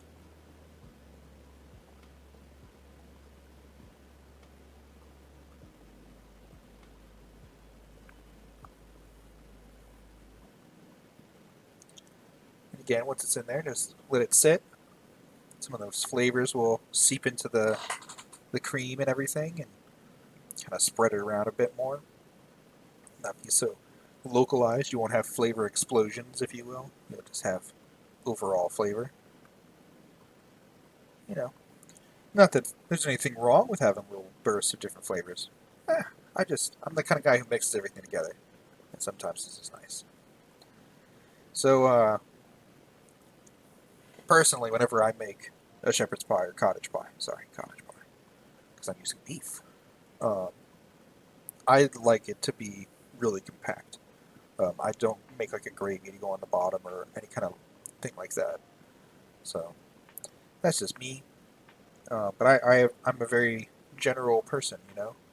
I'll do a type of meat on the bottom, some type of vegetable layer, and then mash, and then a cheese. And as for the specifics of everything, well, what's life without some variation?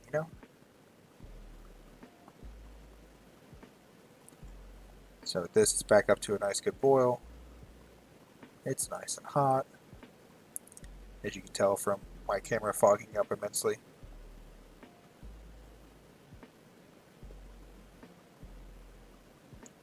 Turn it down so I don't burn my milk. I believe that's the last of that. Yeah. So that's done. Get it out of the way. That needs to cool because I'm not about to burn my fingers chopping meat. So spread it out. Get to cool nice and fast. All the juices that drain out. That's the fajita bowl sauce, right? Gotta keep hydrated, which reminds me I gotta keep hydrated.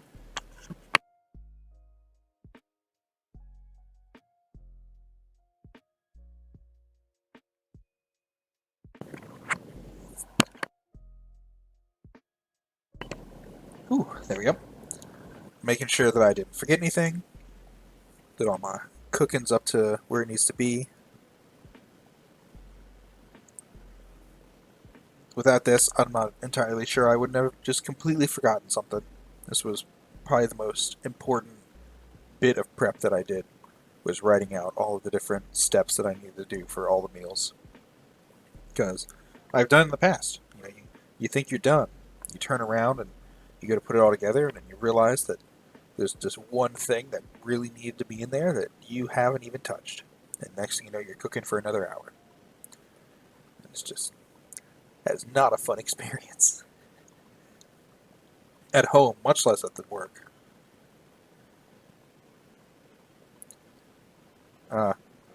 So everyone has their preferred type of potato masher.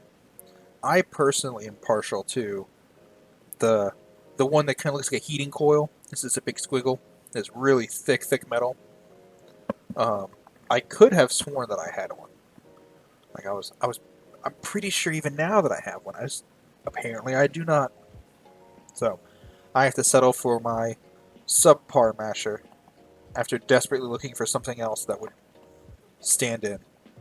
But alas, I have to use my random piece of steel attached to a handle, which, it got the job done. This is definitely not my favorite type of masher. It more is a smasher instead of a proper mixer, in my opinion. But, whatever. The potatoes are cooked properly. They mashed well.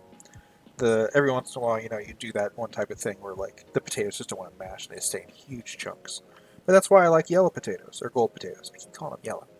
And red potatoes. They mash a lot better. They are better for boiling. Um, if you want to roast a potato, that's really more of like a russet or chef potato. The way that the way the potato is. Just they're two different types of potatoes in general. Some are better for boiling, and some better for baking. And the gold and the reds are better for boiling, honestly. Um, so now I'm trying to decide which one of those two things I want to mix all of this in. And I decide both. I make sure to get it nice and mixed, and then I do something else, because I thought I was in a thing. Let's see what I did. Oh, my timer went off. That's what it was. They're looking good, but the cheese isn't quite melty enough. So another 5 minutes, because I put it in for 20, like the recipe says. But I knew it needed another 5, but I wanted to make sure. So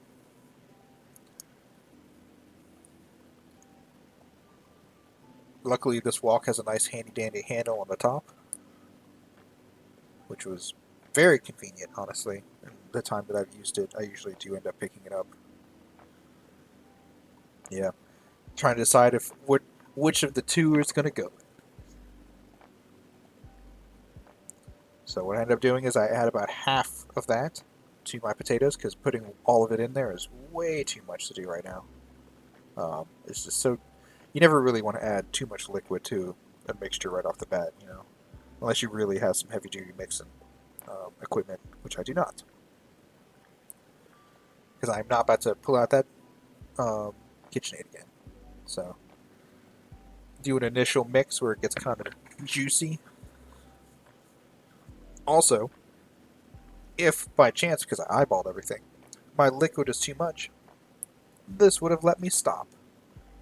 If I really wanted to, just mixing up those potatoes without really doing anything would have been a pretty good mash.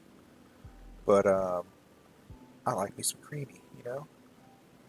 So once it's kind of mixed in there, starting to get going, my wok is enormous. So I'm able to put, like, that's probably close to 3 pounds of potatoes in there. And do not worry. At the very least, this large batch, I am pretty sure I clean off camera. I'm about to have to start jumping through these a bit to get it going.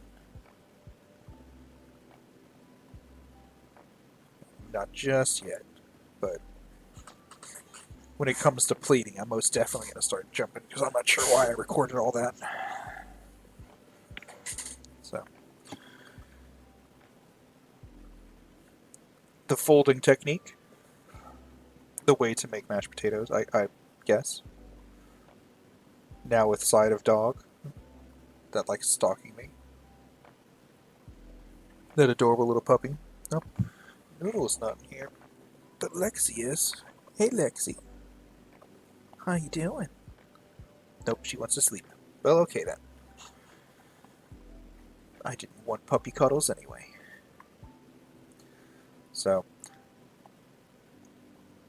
while that is not completely mixed, oh, I hadn't seasoned it yet. Almost no salt had gone into those. I think I seasoned the mushrooms. No, I think I did. Nothing was seasoned, so a lot of salt went in. And then I continued mixing, because why would you finish mixing and then trying to do that? Alright, so the timer went off. My bread is now done. It looks amazing. Oof. Oh, I want to go heat up some right now, but I'm not entirely sure I should be eating like a loaf of bread while I'm doing this, so I guess I'll wait.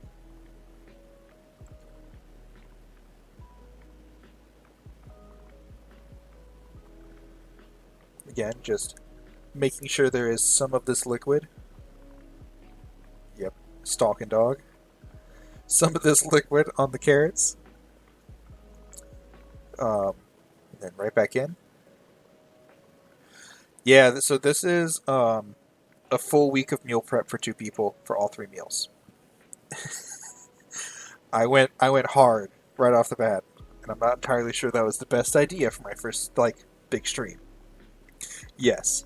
Um, and actually, there's 45 minutes of stuff that I am not showing again because at the end of all of this, so I was just cooking.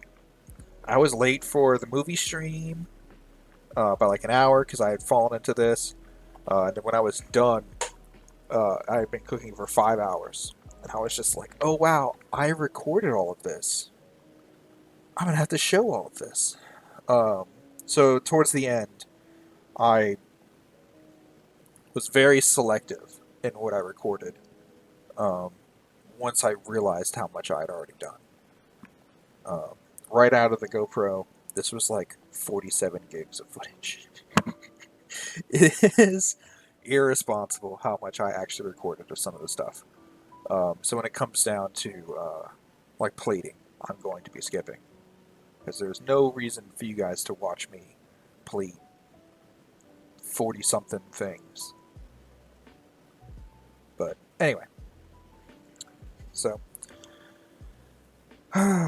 delicious mash that ends up being like 6 meals.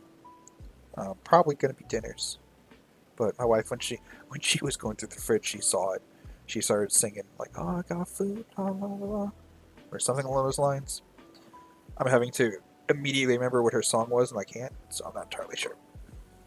But just like icing a cake, to make sure you don't mix vegetables into all of your stuff. And start in the middle, and then smush it out to the sides. And you almost never have a problem.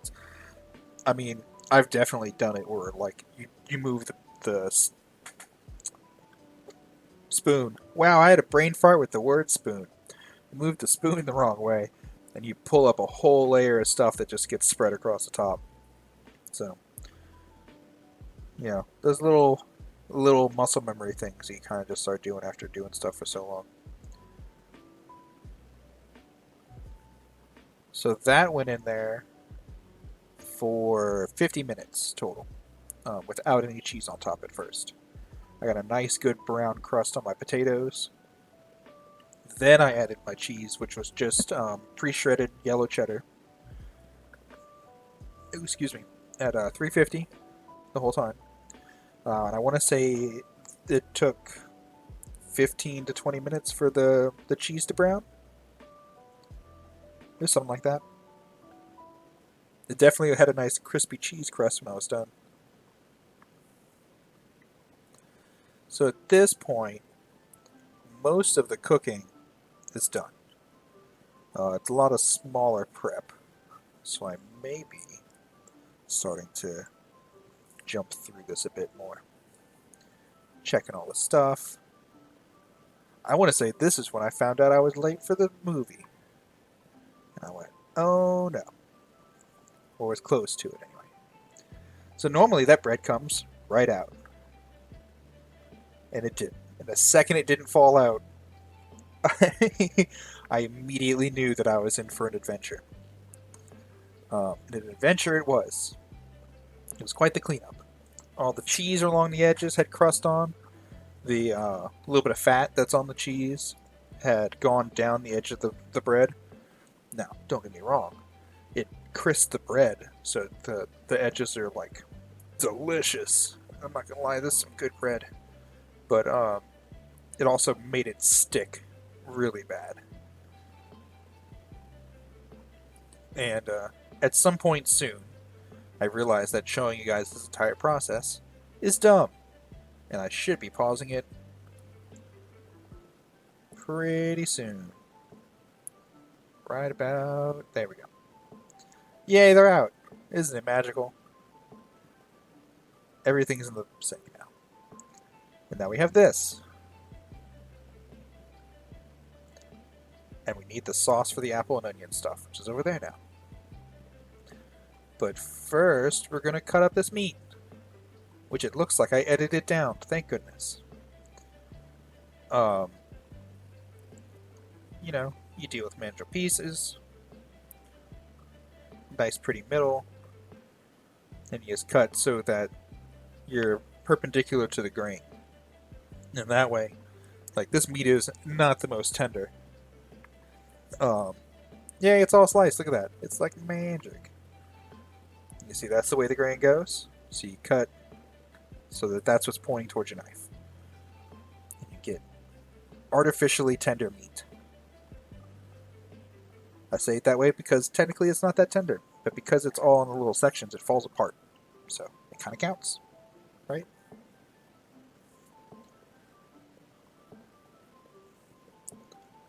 So at this part, yeah, so now I'm starting to section off things.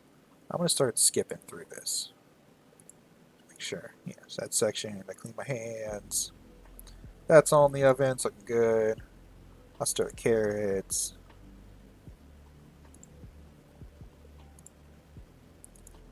Yeah, so now I'm prepping. So there's a little bit of rice. Getting all the rice goop off my hands. Putting my veggies in. Leaving room for beanness. So there was supposed to be a joke there, and then I apparently can't talk, so it's whatever. Leaving room for the beans. Add my meat. Put the delicious juice that came out of all that meat just in there. I later remembered that at this point I forgot to put sour cream and guacamole. So I did open those back up and put some in the corners. Clean up a bit. Cap it all up. I really don't know why I recorded all this. So that's all for breakfast burrito later. So off to the side it goes. Dealing with that later. Messing with the computer. So personally, ow, my shoulder. Oh yeah, so I'm organizing which containers for what to make sure that I'm putting everything in the right thing. Putting everything in the right container. So, basic organization, clean it up, put it to the side. I then, for some reason, recorded myself coming out here to do all this. I need to edit these better. I apologize. At this point, I realize... Nope, that was later. Never mind. I'm sorry. Whatever. So, portioning, roughly dicing chicken, making sure that it's about even across everything, and then clean it up. So, now we have a stick blender. This magical thing is like one of my best friends. I used to just make this sauce with the chunks, and it was still very tasty. But blending it up, there's something about it changes. Like it's more flavorful instead of having like pieces. You don't have to worry about like getting an apple every time you go take a bite. And you just kind of get it going. Any little bit of fat from the chicken that's in there gets emulsified in, so everything just works out nice with it. Honestly, this I had another one that I gave away when I got this one because I didn't realize I had put two apparently on like our wedding registry or something like that.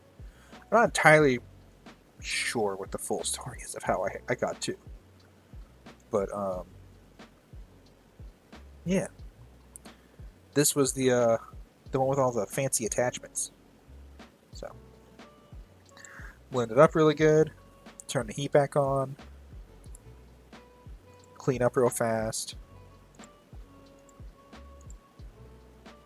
get more containers out, make the cornstarch slurry, make a mess in the process.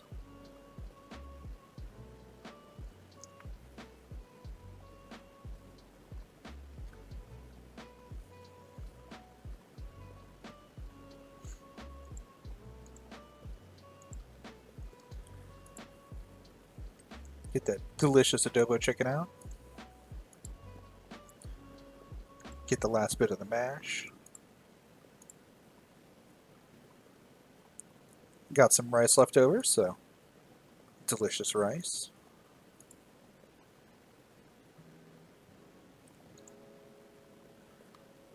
Again, same dealio, except with this one, instead of like putting it right in, that juice is almost all chicken juice. There's a little bit of fat, but there's not really that much. So what I do is I put it back into the juice and let it kind of just soak up a little bit more, you know. And then at the end when it's all diced, which is about now, when I go and portion it up, it already has some of the sauce on it, so I don't really have to worry about it as much. Portion all out. Oh, that juice on rice. My goodness. So, back to the sauce. Make a little cornstarch slurry. Mix it all up. And just kind of feeling for any chunks. You'll definitely notice them whenever you do this. Make sure to get it off the bottom and everything. Do a final sweep of like everything at once. And once it's all good, you're set. That's about a quarter cup of cornstarch, I would say. Put it all in there, just stir it in real fast. This is already like, see it's steaming, it's just shy of a boil. And just kind of let it come back in.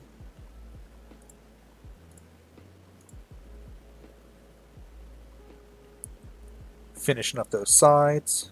The last of the roast vegetables. Portion it out to all the different things because I didn't have enough. Get the sauce going. The usual test is a metal spoon. You can run your finger through it. But hey, you know, wooden works too. Let that cool a little bit because I'm not entirely sure how well those containers can take the heat. But, you know, portion out the carrots. Cap up my adobo chicken. Put it off to the side. Get it ready. Sauce up the apple and onion chicken. And then do dishes, cap it up, and put it all to the side. Hey, Lexi. So, again, More capping. Get that bread going. So I'm not entirely sure how it turned out at this point, but it turned out perfectly fine.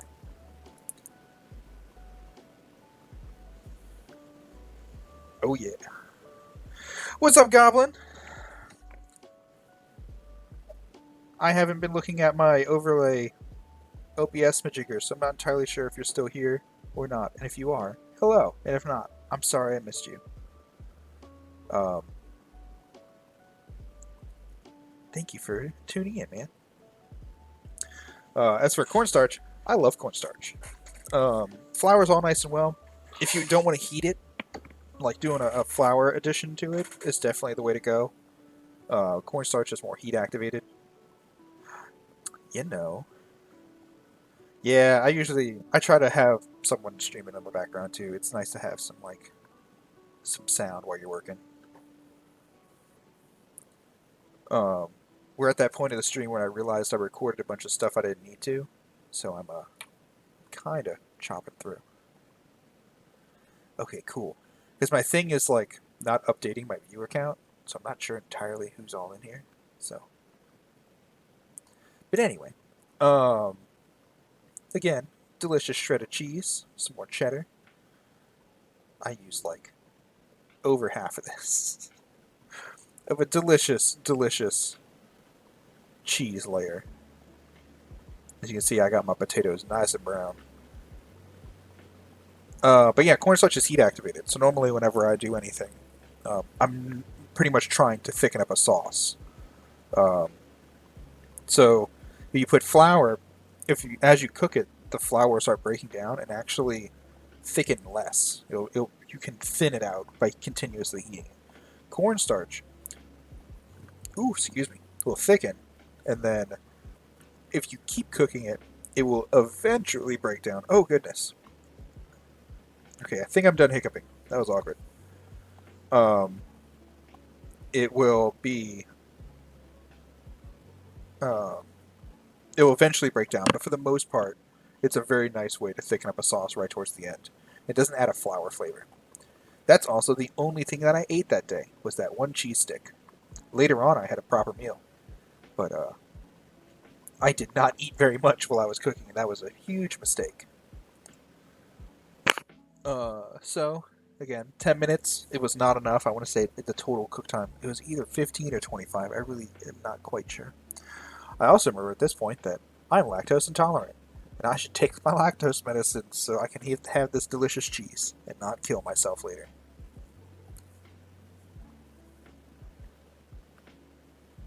And again, I'm not sure why I recorded these little pieces here.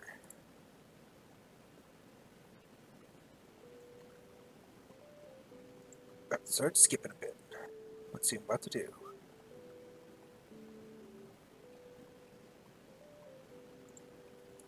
Eating cheese, that's what I'm doing.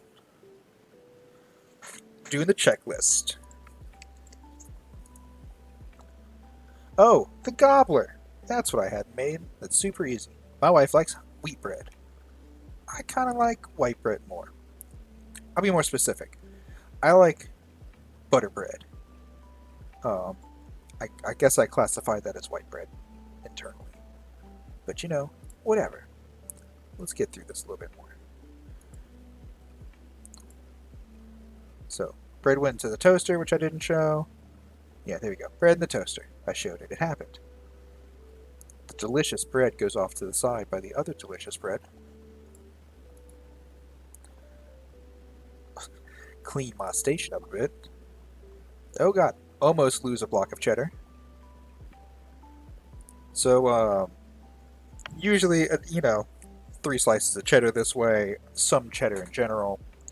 But the gobbler, as I will always refer to it, because that's what the title of it was from the restaurant that I acquired this from, is the ultimate after Thanksgiving sandwich. Which, I'm pretty sure that's like actually a category of sandwiches is ultimate after Thanksgiving sandwiches.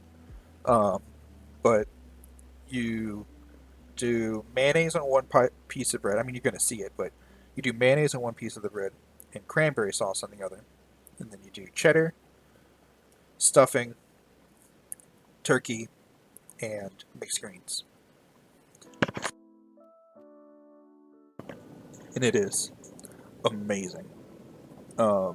This particular cranberry sauce, if you want to see me cook it, there's a stream from like 2 days ago that I made it in. You do a cup of honey to a half cup of liquid. The original recipe, once again, Alton Brown's. He does a quarter cup orange juice and a quarter cup cranberry sauce, or cranberry juice. I just used orange juice. So it's half cup orange juice, a cup of honey, and a pound of cranberries. And you get the liquid and the honey going good, and you toss in your cranberries, cook that for 15 minutes, get in a stir, pour it into a container that has the general shape that you want, and let it chill in the fridge overnight, or at least 6 hours as he words it, and it is magical. So, nice and chunky cranberry sauce, all craned up. Get my cheddar going. Delicious ham.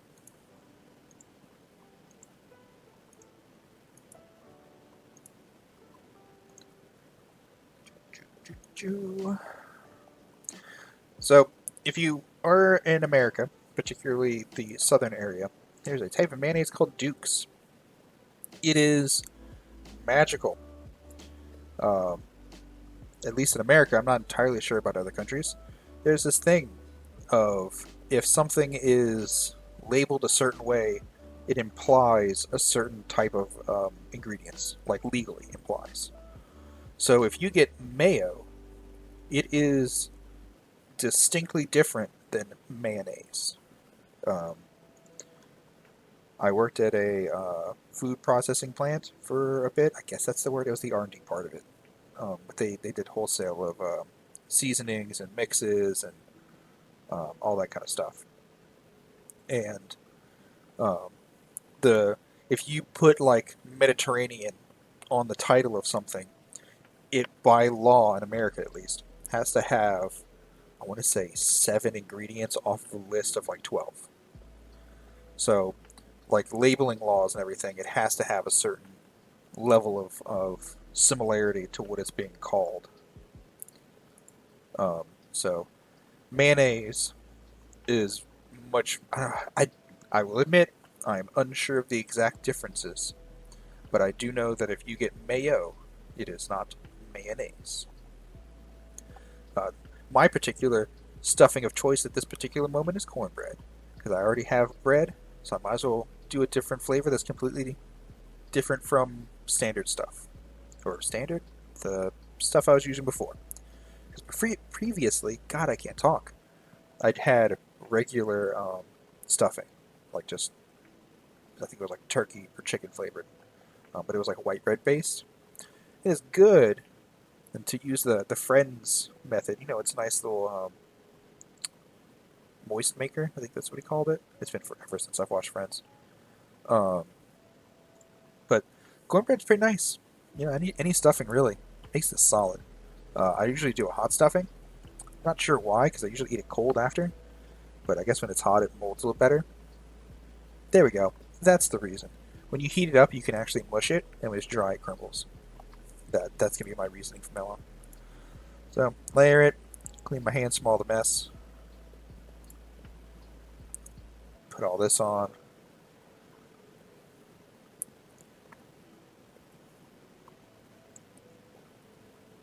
Then I can't skip anymore because the thing is about to end, and switch over because, there we go. GoPro does this weird thing where if a recording goes over like 18 minutes, it saves it as 2 different files. It's very strange. And it took me a moment to realize what was happening when I looked at all my footage last night, because it numbers it in a really weird way too. Without getting too much into it, it chops it into weirdly timed pieces. I'm gonna get a drink of water real fast because I feel like I'm dying.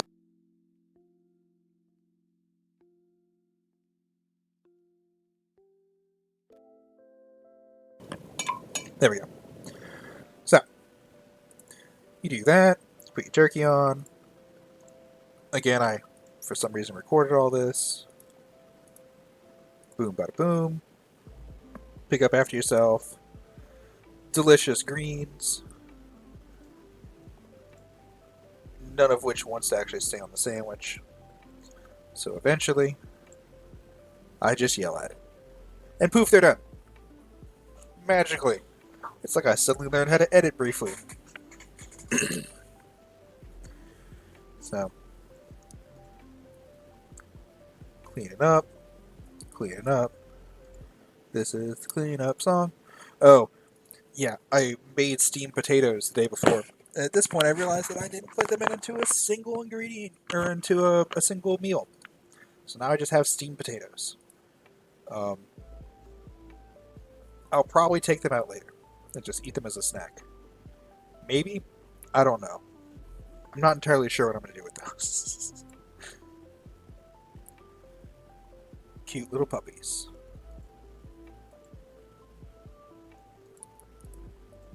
This is really just me cleaning up. I'm not sure why I recorded all this. Oh. Prepping for the delicious food to come out of the oven. Alright. All set up.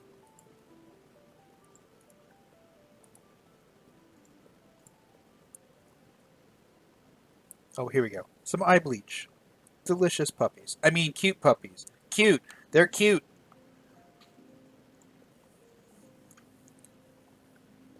Yeah. I love my puppies.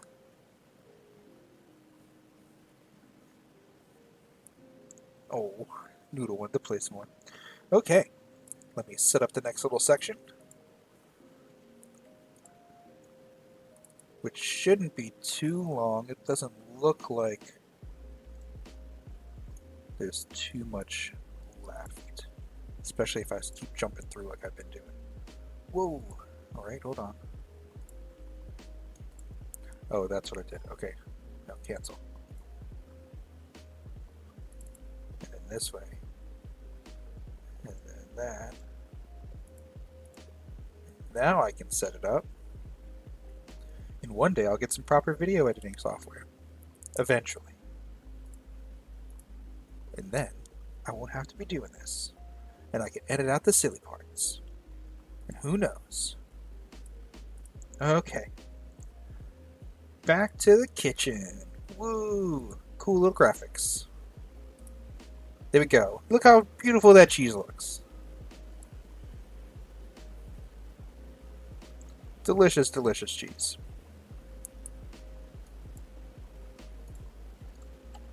Yeah. Some more eye bleach. Oh, yeah, so all the hummus came out. It was actually very smooth. Despite the Roboku dying very quickly.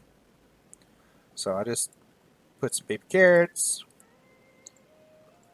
shoved 2 pieces of bread in it, and called that a meal. Because I feel a meal would fit it better than calling it like Steve or something.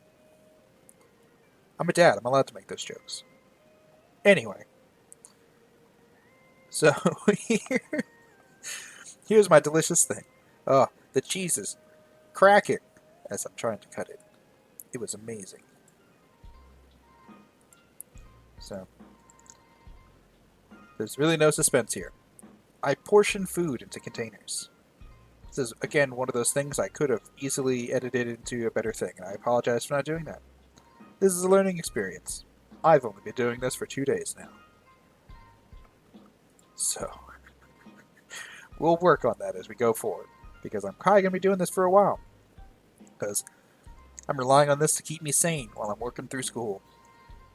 At the very least through the pandemic. And at the rate the US is going, we'll probably be in a fucking pandemic for like 6 years. So who the fuck knows? Anyway, now we're going to go a little bit faster. This is later in the evening. Everything is cleaned. Yeah, I know, right? Okay, I say that. Everything is not cleaned. It's all to the side still. I am doing 14 burritos, 2 people, all week, you know? So I got, um, oh goodness, I'm having to do math. 21 eggs, ready to go.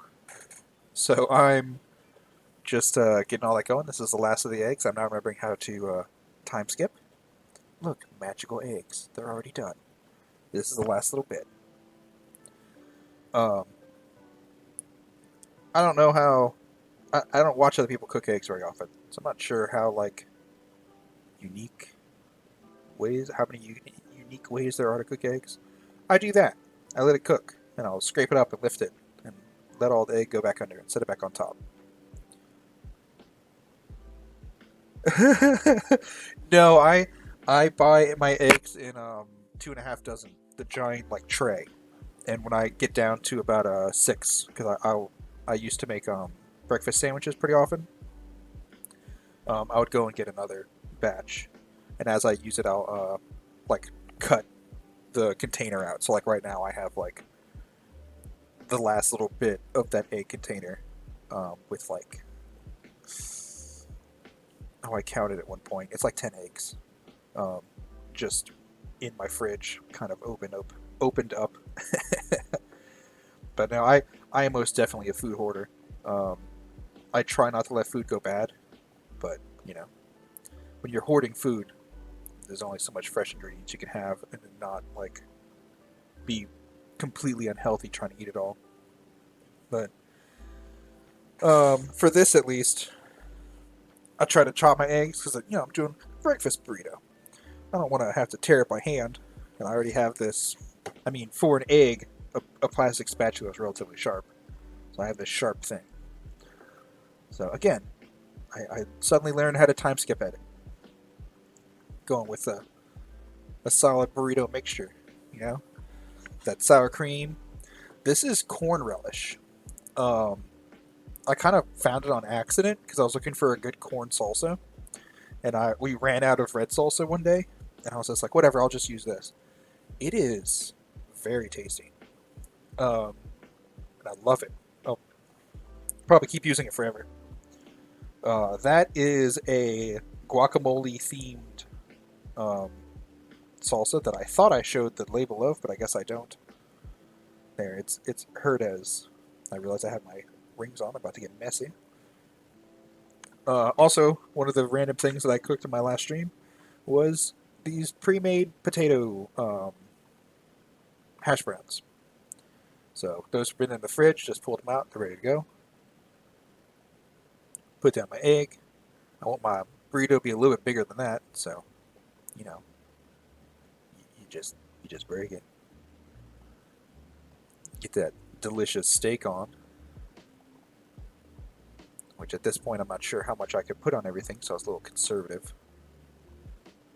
But I found out soon after this that I could cover it in steak,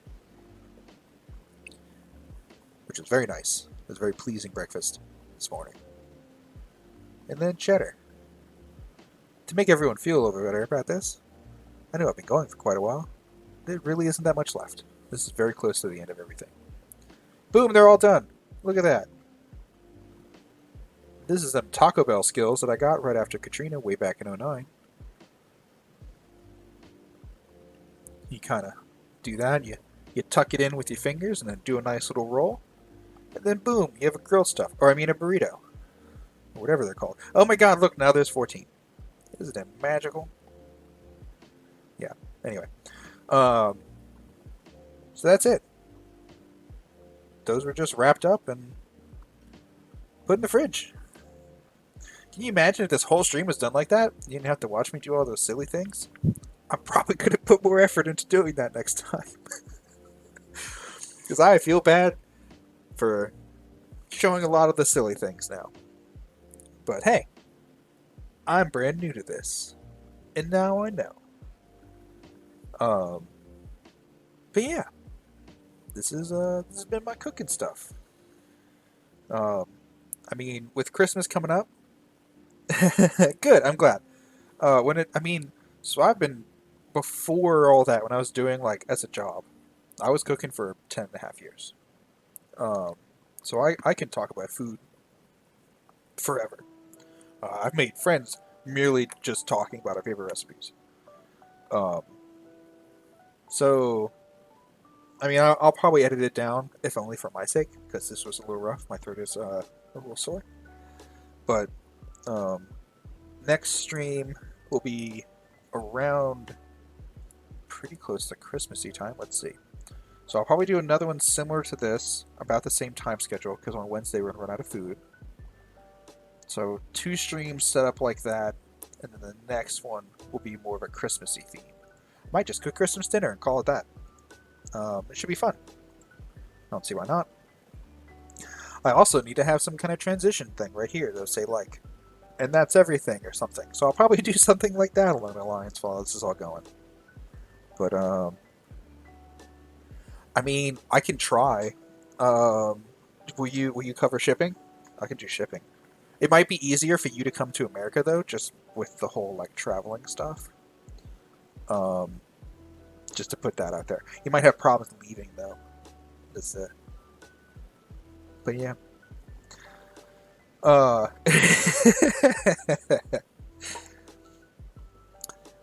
ow. God, my shoulder is so messed up. Nice. Yeah, my understanding, there's at least 2 people from our community that are relatively close by. So you guys can all just come over and we'll just have some tasty ass food. Or some tasty food. It doesn't even have to be ass food. It'd be really good. But yeah, I'll keep trying to find new recipes. If anything, this is going to make it very interesting to keep it mixed up, because I cook the same things relatively often.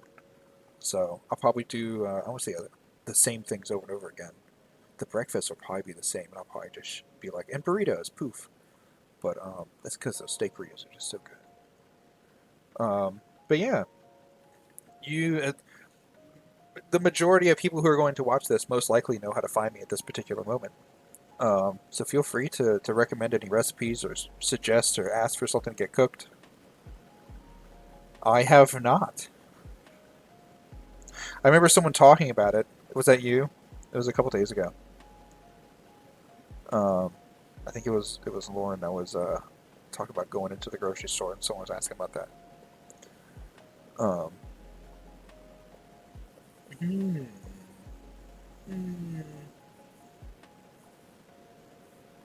I'll have to look at the recipe. It's been a while since I looked at it, so I kind of know what it is, but not enough to like feel confident talking about it right now.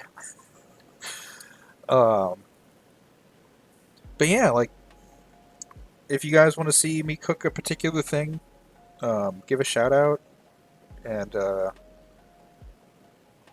I'll try to pull it off that way.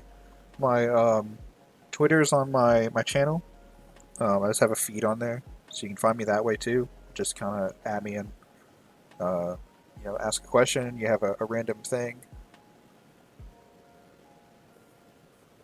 Oh, okay. How did you? Okay. Sorry, I was trying to figure out how you accidentally typed good food instead of C. But whatever. Um, um,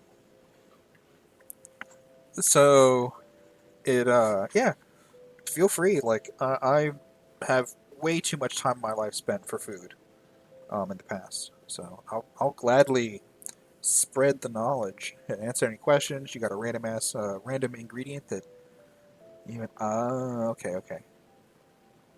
Yeah, I'm not entirely sure if my auto mod would let you post a link, so that's a good practice there. Um, okay, I'll have to go play. I don't really. Whenever I think BBC, I always think of the British Bake Off. I'll have to play around with the other stuff there.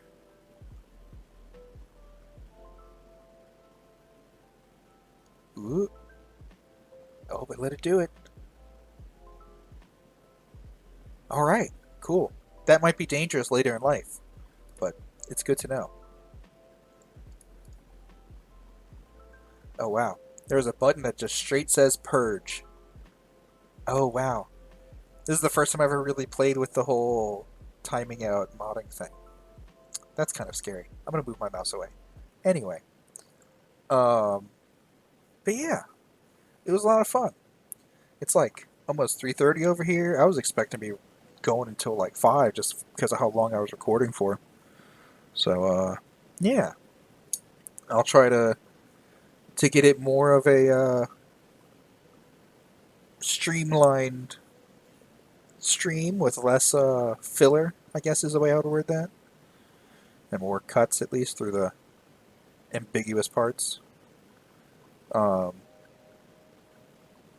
and yeah, I guess this concludes the stream because I don't have a proper let's end thing, so I can bring it to the starting thing one more time. We will not be starting in just a few. We will actually be ending in just a few. Anywho, thanks everyone for coming by, and hope everyone has a great day. Keep on cooking, and enjoy your meals. See you guys later.